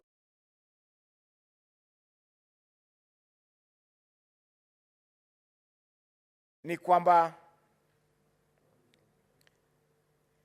Wizara ya Fedha ama Hazina Kuu, Treasury, haiwezi kuwa huru wakati kiongozi wa hazina ile ni waziri ama ni kiongozi katika serikali kuu. Mheshimiwa Spika, ninavyosema ni kwamba haiwezekani awe yuko na uhuru wa kugawanya fedha bila ya mapendeleo upande wowote, ikiwa yeye tayari yuko upande wa serikali kuu. Mheshimiwa Spika, taasisi inayokusanya fedha ya KRA, viongozi wake wanachaguliwa na waziri katika serikali kuu. Kwa hivyo Mheshimiwa Spika, hii hazina kuu haijakuwa ile tunaita independent ama huru kama vile ilivyotarajiwa na katiba yetu ya mwaka 2010. Mheshimiwa Spika, iwapo hazina kuu itakuwa huru, itakuwa ndio nafasi mwafaka ya kugawa fedha kisawasawa baina serikali hizi mbili za ugatuzi na serikali kuu ya nchi yetu ya Kenya. Mheshimiwa Spika, vile vile ipo haja ya kuifanya ile ofisi ya madeni, yani debt, the National Debt Office, iwe huru na waziri ama wizara ya fedha katika serikali yetu ya Kenya. Mheshimiwa Spika, hii ina maana itakuwa na nafasi ya kutoa ushauri ambao ni huru ama independent advice kwa serikali kuu kuhusiana na vile wanavyokopa pesa kiholela kuweza kudhibiti fedha za serikali. Mheshimiwa Spika, jambo la tatu ni kwamba kuna huduma ambazo serikali zetu za ugatuzi zinatoa. Kwa mfano, huduma ya ukulima ama agriculture ni huduma ambayo imetolewa kabisa kutoka kwa serikali kuu, na serikali kuu inatakana itoe policy ama muongozo tu wa vile ambavyo wataweza kufanya. Lakini Mheshimiwa Spika, tumeona hivi majuzi serikali kuu inaingilia masuala ya kununua mbolea na kupeleka katika kaunti. Mheshimiwa Spika, serikali kuu inakwenda mpaka nchi za nje kwenda kutafuta mashamba ya kulima mahindi, wakati wakulima wetu hapa wanashindwa kulima kwa sababu ya mkurupuko wa bei za bidhaa ikiwemo mbolea na masuala kama hayo. Mheshimiwa Spika, kwa hiyo tunasema kwamba fedha zile ambazo bado zinalala katika serikali kuu zitoke ziende katika serikali za ugatuzi, ili bajeti zetu katika kaunti za masuala ya ukulima, za masuala ya uvuvi, za masuala mengine ambayo yanatokamana na uzalishaji mali ghafi ambayo yatatumika katika kuendelesha serikali na kupatia chakula wananchi katika nchi yetu, waweze kupata huduma hizo kwa urahisi na waweze kutoa bidhaa bora za kutuendeleza. Mheshimiwa Spika, haiwezekani kwamba sisi tukakuze kilimo Zambia wakati hapa tuna Galana Kulalu bado haijakamilika, tuna Bura bado haijakamilika, kuna Mwea na sehemu zingine ambazo kuna ukulima unaendelea katika nchi yetu. Mheshimiwa Spika, vile vile masuala ya afya, tumeona madaktari wakilalamika kwamba maslahi yao bado hayajafuatiliwa, na Dr. Khalwale yuko hapa na nasikitika kwamba hakuweza kuligusia swala hili wakati alipokuwa anaunga mkono mswada huu. Mheshimiwa Spika, masuala ya madaktari na huduma za afya ni muhimu sana, kwa sababu madaktari tusipoangalia vizuri, huduma duni zitaendelea kutolewa katika zahanati na hospitali zetu, na watu wetu wengi watagonjeka na mwishowe kupoteza maisha kutokana na sehemu hilo. Masuala ya Managed Equipment Scheme MES, japokuwa Mheshimiwa Spika hili halikutajwa hapa, lakini hii Managed Equipment Scheme ilisaidia pakubwa kupeleka vifaa vya kisasa katika hospitali nyingi ambazo vifaa vile kama ingekuwa imeachwa havingeweza kufika. Kwa hiyo Mheshimiwa Spika, hili swala lazima liangaliwe tena upya, kwa sababu tunaona kwamba vifaa bado vinahitajika, hospitali zinapanuka.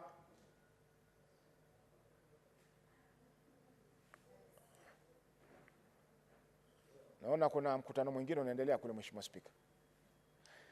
Vifaa Mheshimiwa Spika vinahitajika kwa sababu sehemu nyingi bado huduma za afya zinadorora. Mheshimiwa Spika, vile vile hatujaona chochote kilichotolewa kuhusiana na zile zinaitwa conditional grants kwa hospitali zile za level 5 katika maeneo yetu. Kwa mfano Mheshimiwa Spika, hospitali kuu ya Mombasa, Coast General Hospital, inahudumia kaunti 6. Inahudumia kaunti ya Mombasa, inahudumia kaunti ya Kwale, Kilifi, Taita, Tana River na Lamu. Mheshimiwa Spika, hospitali kama ile haiwezi kufadhiliwa na ufadhili wa serikali ya kaunti ya Mombasa peke yake. Tumeona huduma zitaweza kudorora na vile vile mambo mengi yataweza kukosekana katika hospitali ile iwapo zile tunaita conditional grants kwa hizo hospitali za level 5 hazitaweza kurejeshwa. Mheshimiwa Spika, tukiangalia hospitali kama Kenyatta ama hospitali kama Moi Teaching and Referral, KU hapa maeneo ya Kiambu, zote Mheshimiwa Spika zinapata ufadhili mkubwa kutoka kwa serikali kuu, kiasi ambacho kile ambacho kinakwenda katika hospitali kama vile Coast General, Jaramogi Oginga Odinga kule Kisumu ni kidogo sana kulingana na zile fedha ambazo zinakwenda katika hospitali hizi tatu kuu za kitaifa. Kwa hiyo Mheshimiwa Spika, ipo haja ya hizi fedha ambazo zilikuwa zinatolewa kwa masuala ya kuimarisha huduma katika level 5 hospital ziendelee kutolewa ili kuona kwamba huduma katika hospitali zile hazidorori. Mheshimiwa Spika, kwa kumalizia ni kusema kwamba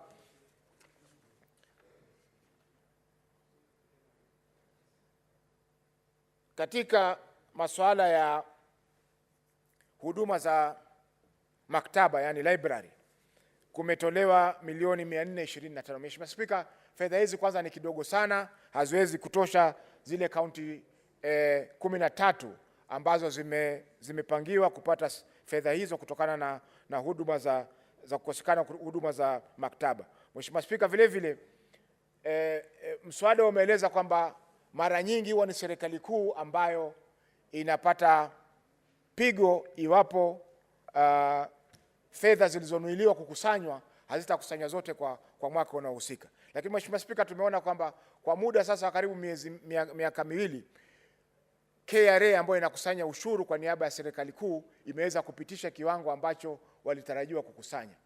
Hiyo inamaanisha kwamba zile fedha za ziada ambazo zimepatikana huwa zinatumika katika serikali kuu peke yake, hazipelekwi katika zile serikali za kaunti kama inavyotarajiwa, Mheshimiwa Spika. Kwa hivyo si kweli kwamba serikali inapata hasara wakati makadirio ya pesa hayataweza kufikiwa.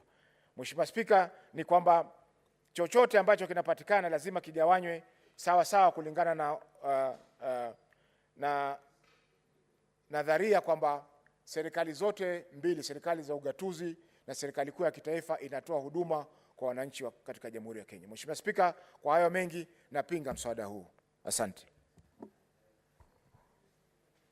Thank you very much, Senator Faki from Mombasa. Senator Mutinda Tabitha Maureen.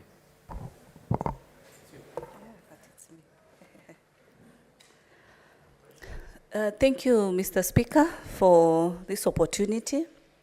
As the Vice Chair of Finance and Budget, I want also to make my few contributions and thank all my colleagues who've also risen to support this bill. As per the standing orders 145, when this bill was tabled and it came to the committee, we were able to do a public participation. We were able to call in stakeholders and also members of the public. And I want to start by really thanking the stakeholders, starting from the National Treasury and Planning, Council of Governors, the CRA, the Institute of Certified Accountants, the Institute of also Economic Affairs, Mr. Speaker. Mr. Speaker, in our deliberations in the committee, you realize that Division of Revenue Bill 2023, which is prepared under Article 218 of the Constitution, does provide vertical sharing of revenue that is raised nationally, both to the national government and to the county government. But it is also very key to note that according to Article 203 of the Constitution, it clearly indicates that we should use the last audited accounts that have also been approved by Parliament. And the approved last audited reports at the National Assembly that were approved, that was in 2019-2020, stands at 1.673 trillion. And it is out of, as my colleague Senator Mungatana said, there was so much discussions as far as the definitions, the mathematical calculations that were used, both from the stakeholders, starting from the National Treasury, to the calculation that also CRA were able to use, up to the calculation that also the council governors were able to use, because the council governors came to the committee requesting for 425. The CRA also tabled and advised on 407. And the National Treasury also advised on 385.25 million. It is worthy to note, Mr. Speaker, that the projected revenue allocation year 2023-2024 is projected at 2.571 trillion. And I would also be glad if my colleague Senator Wambua would have been here in regards to his statement in terms of what has been able to be collected, because some of this information, as we said earlier, it's also available. Said that national government also, the bill proposed that it gets an allocation of 2.15 trillion, which is about 84.7%, and also an expected 385.25 to the county government, which is also an increase of about 15 billion. Mr. Speaker, in the committee, we also talked about the monies that are supposed to go to the 33 counties on the library functions. You note that after devolution, these are functions that where the libraries have been existing, and which is 33 in number. This amount amounts to 425 million. It is worthy to note that this amount may not be termed as an increment to the counties, because this is a recurrent expenditure to the counties. Mr. Speaker, as a committee, we propose the allocation on transfer of the 425 million, which should not be part of the county equitable share, may only be dispersed to counties under additional allocation mechanism, Mr. Speaker. Mr. Speaker, in our deliberations in the committee, we also talked about RMLF, the Road Maintenance Levy Fund, and to say that it should not be dispersed as equitable share as well, and that should be dispersed as part of the county equitable additional allocation, Mr. Speaker. We also touched on the equalization fund, which we settled at 8.6 billion, Mr. Speaker. Just to echo the sentiments of my colleague, as they've actually been said, we as Senate highly support devolution. We've had the concerns that have been raised also by the Council of Governors in terms of the delay of these funds. But we've also noted the input by CRA very keenly. And CRA, I'm happy to announce that they have stated categorically that they have a report that indicates that the on-source revenue data indicates counties like, for example, Nairobi, Nakuru, Mombasa, can be able to collect over 70% on-source revenue.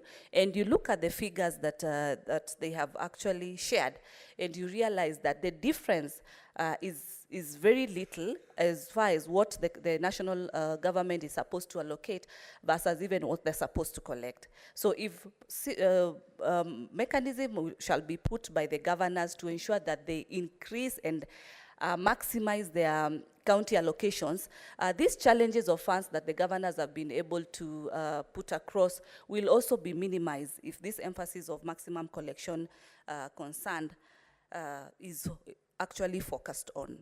So all said, Mr. Speaker, on this, I really continue to thank my members of the committee that have been really supportive to the point that we are as far as this bill is concerned. And I urge my colleagues to support, noting that where we are with some of the challenges that we are facing on economic challenges, to be able to understand the figures that have been put across that will be able to be sustained by National Treasury at the moment. But it is also worthy to note, as I conclude, Mr. Speaker, that the figure that we came up as a committee was calculated from the 370 previous allocation at 8.4%, which gave us about 401 billion. And we also included the money for the medical equipment at 5.86 billion, which now totals to 407 billion, Mr. Speaker. All said, Mr. Speaker, I do support my colleagues on the amount that National also Treasury has also advised on. Thank you, Mr. Speaker. Thank you, Senator Mutinda. Senator Chute Mohammed Said.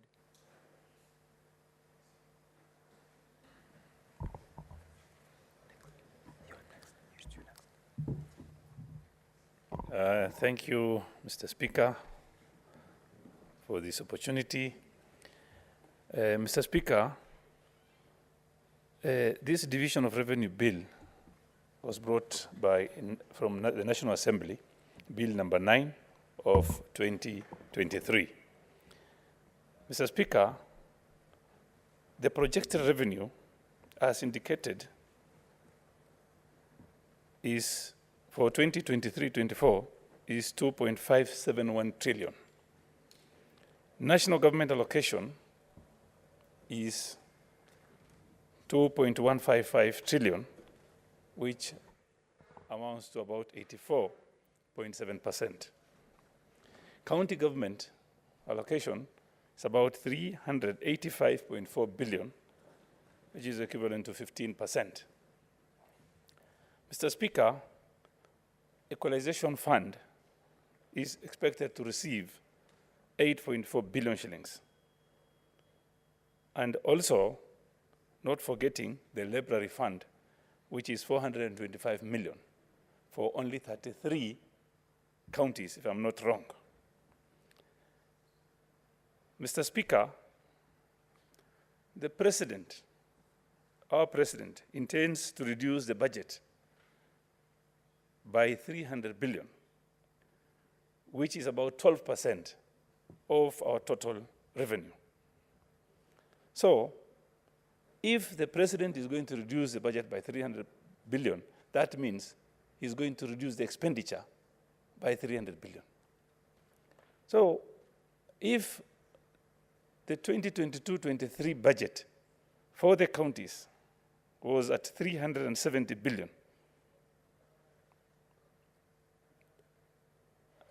and the President wants to reduce the expenditure by 12%, which is 300 billion.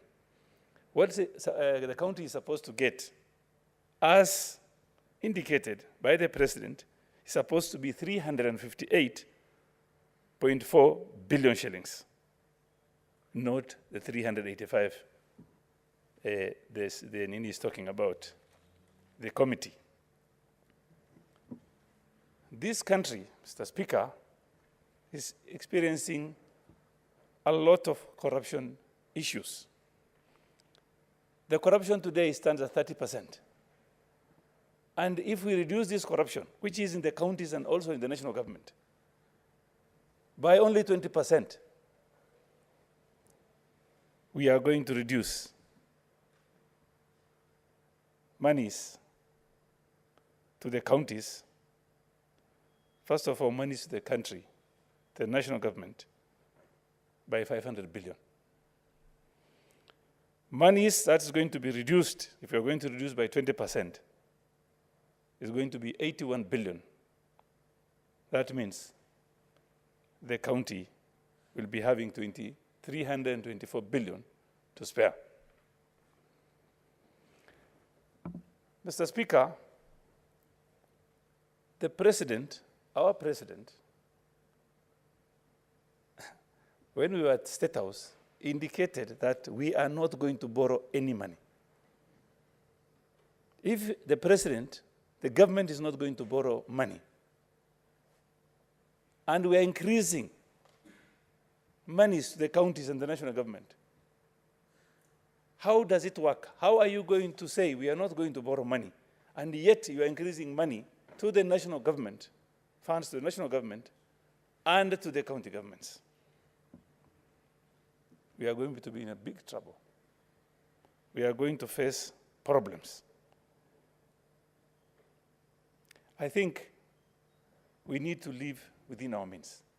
Like Mheshimiwa Mungatana has said, if it is eating ugali and sukuma, let's eat ugali and sukuma and live instead of eating rice and cakes, and you'll be facing problems later on. Mr. Speaker, Yes, we have a growth of 4%, against inflation of 9.2%. If we have inflation, yes, we have inflation, but that doesn't mean we are going to increase cost. We are going to increase monies to our counties and national government. Mr. Speaker, looking at mathematics here, if you talk about equalization fund, they're getting 8.368 billion, which is 0.5% of our total income, which is about 1.730 trillion. Mr. Speaker, monies for equalization funds, there are contractors who have worked under equalization fund, and they have not been paid for the last 5 years. I think we have a problem with management of this money, and it should be managed well so that it helps some parts of northern Kenya. Equalization means we want to have everybody equal opportunities, and we are not getting that service. Mr. Speaker, the committee also had issues with management. It is called Managed Equipment Service, MES. They've allocated 5.86 on top of what they've allocated to the counties, which is, I think, 4 or 5 billion. Mr. Speaker, the controller of budget was complaining about monies going to the counties. The controller of budget complained in Mombasa. She was talking about she cannot access county government accounts. If you cannot get, the county governments have about 30 to 40, up to 40 accounts. It cannot be even tracked. The controller of budget is saying, I have no authority to access those funds. She has to go to the court to get court orders to access those funds. Mr. Speaker, we need to give them support, legislation that can help this controller of budget to access those funds, to access those accounts. That is a problem that's being created by the county governments. Mr. Speaker, monies that goes to the counties, 30% is supposed to be development fund. But in actual fact, some counties are purporting to use the 30% for development while they're using it for other funds. In actual fact, is a pretext of, they're pretending that they are saying we are using 30% for development, while in actual fact, they're using about 20% of the 30%. I think only 10% is being given to development, or even zero in some instances. The National Treasury CS came before the committee. They were talking about Division of Revenue Bill 2023 has been prepared under Article 218 of the Constitution and Section 191 of Public Finance Management Act of 2013. Mr. Speaker, I would want to propose in the 2022-2023, the budget was for the counties was at 370. Our majority leader was talking about 385. In support of majority leader, I would request, I don't want to oppose this, I want to do some amendments if possible, if it can be amended, from 385, from 405 to 385. I wanted to say 370, but I didn't want to contradict my majority leader. I support the 385, if that is okay. Mr. Speaker, in support of Senator Wambua, he talked about the late use of Hajj, and I agree with him entirely. We have counties, county governors, who are like he said, robbers with sophisticated arms. We need to have this Senate have monies that can help us monitor those funds. This is now something that you can even give them 400, 500 billion. If monitoring is not there, then we'll be having a lot of issues, and that is what I need us to look into also. Finally, devolved function should be transferred, all of them, Mr. Speaker. And we want our counties to be strong, to be developing. And one of the senators talked about governors coming here looking for money. No, they are not coming here looking for money. They don't stay in the counties. They don't live in the counties. They don't have houses in the counties. Their houses are here in Karen, Lavington, and high-end places.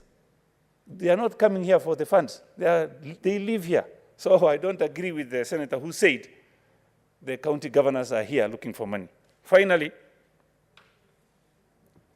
the library, 425 million.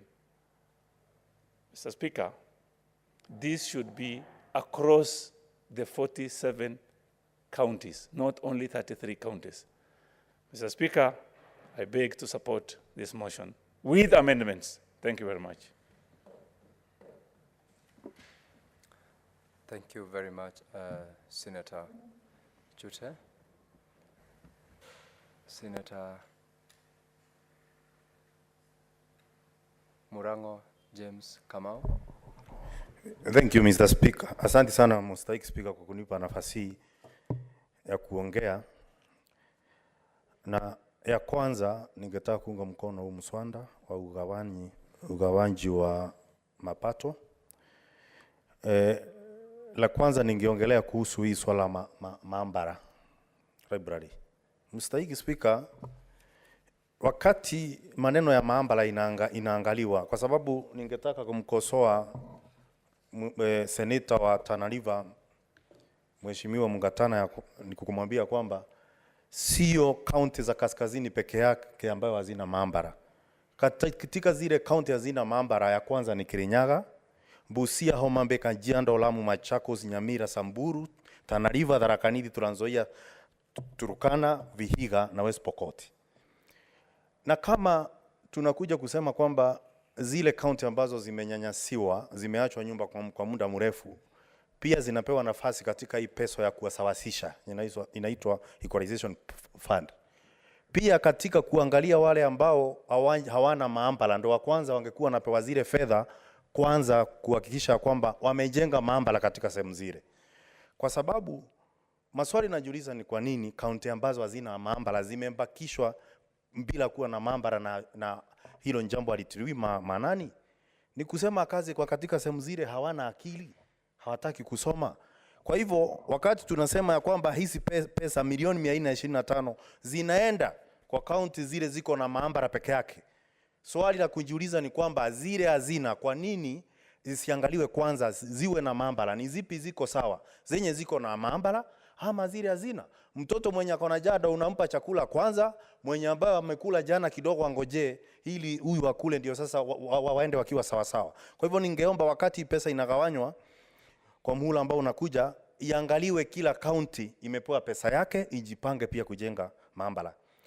Kitu ya pili ningetaka kusema ni kwamba ni kweli tunakaa hapa tunachoma mafuta mpaka usiku kujaribu kupata pesa ambazo tunatupa katika zile county zetu zilizotoka, lakini unapouliza maswali kuhusu venye zile pesa zinatumika, unaanza kutumiwa. Wakati mwingine kuna wakilishi wandi wanatumwa waende wakutusi, waseme ufanyi kazi yako. Lakini hapa wakati tunaenda mawindoni, sijasikia gavana na tutusi kwa sababu tunasema apewe pesa. Nimejiuliza maswali mengi kwa sababu kwa nini gavana, hebu niseme kwa mfano, mwenye anaenda katika kamati ambayo inahusika na kufuatilia hesabu zambazo wa utumishi pesa zimetumika katika county, akiitishwa stakabadhi na seneti la kitaifa akose kuleta zile stakabadhi, kwa nini pia kuja agawiwe pesa? Kwa nini tusiweke sheria kwamba alete stakabadhi na kama pesa zimepotea kwanza arudishe ndo agawie pesa zingine? Kwa sababu venye tunaenda kugawia hawa watu pesa na maswali ya tuulizi, ndio wanaendelea kuwa na vichwa ngumu, na wengine wako na vichwa ngumu kushinda karaya kupika chapati. Ukiuliza maswali ndo unakuja unajipata katika shinda ambazo huwezi hata elezea. Kwa hivyo ningeomba, nimeangalia wale watu ambao zile indara zilipoitwa, naona kuna Treasury, kuna COG, kuna CRA, ISPAC, IBP na Institute of Economic Affairs. Swali nauliza, kwa nini mkaguzi mkuu wa hesabu ya serikali, Auditor General, hakuitwa hapa ili apeane pia ajulishe kwamba kwa nini kama pesa zinatumika venye zinafaa ama venye hazifai? Je, zile county tukiwapatia pesa wanatumia vibaya? Katika ugawaji wa pesa ambao unafuata, bado wanafaa kupewa pesa bila kuulizwa maswali na kujibu venye inafaa, kwa sababu kuna wazimu zingine hazihitaji maombi, zingine zinataka vita, zingine zinataka zishughulikiwe zilivyo. Kwa hivyo mimi, mstahiki Spika, kwa hiyo sitaongea mengi, wala tu naunga mkono, kwa sababu najua katika zile pesa ambazo tunazopata hatuwezi gawa hewa mpaka tugawe zile pesa tulizo nazo. Na kwa hivyo mimi nitaunga mkono hii mswada ambao imeletwa na kiongozi wa wengi, na nashukuru tena kwa kunipa nafasi hii. Honorable Senator David Wakoli Wafula. Asante Mheshimiwa Spika, japo kuamkia kwa mjadala. Anashukuru sana kwa nafasi hii kuchangia hoja ama mswada ambao umeletwa hapa. Cha msingi mimi ni kutarajia kwamba hizi pesa tunazoziachilia kwenda mashinani, tusiwe kama wale ambao wanafanya katika maeneo ya kuhifadhi waliofariki, kwamba tunafanya upasuaji wa fedha za serikali.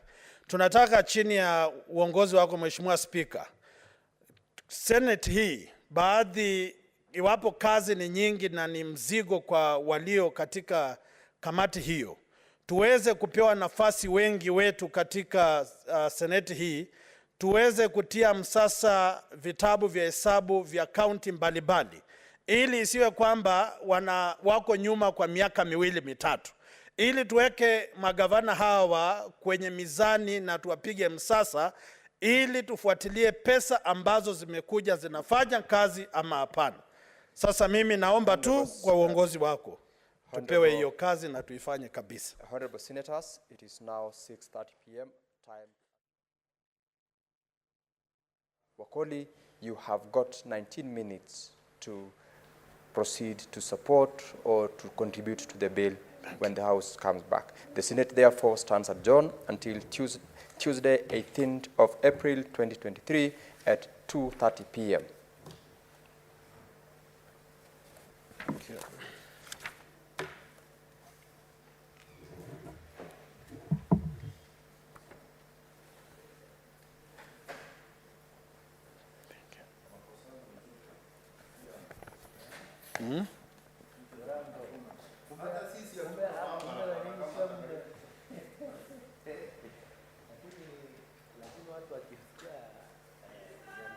Wanaona potatoes.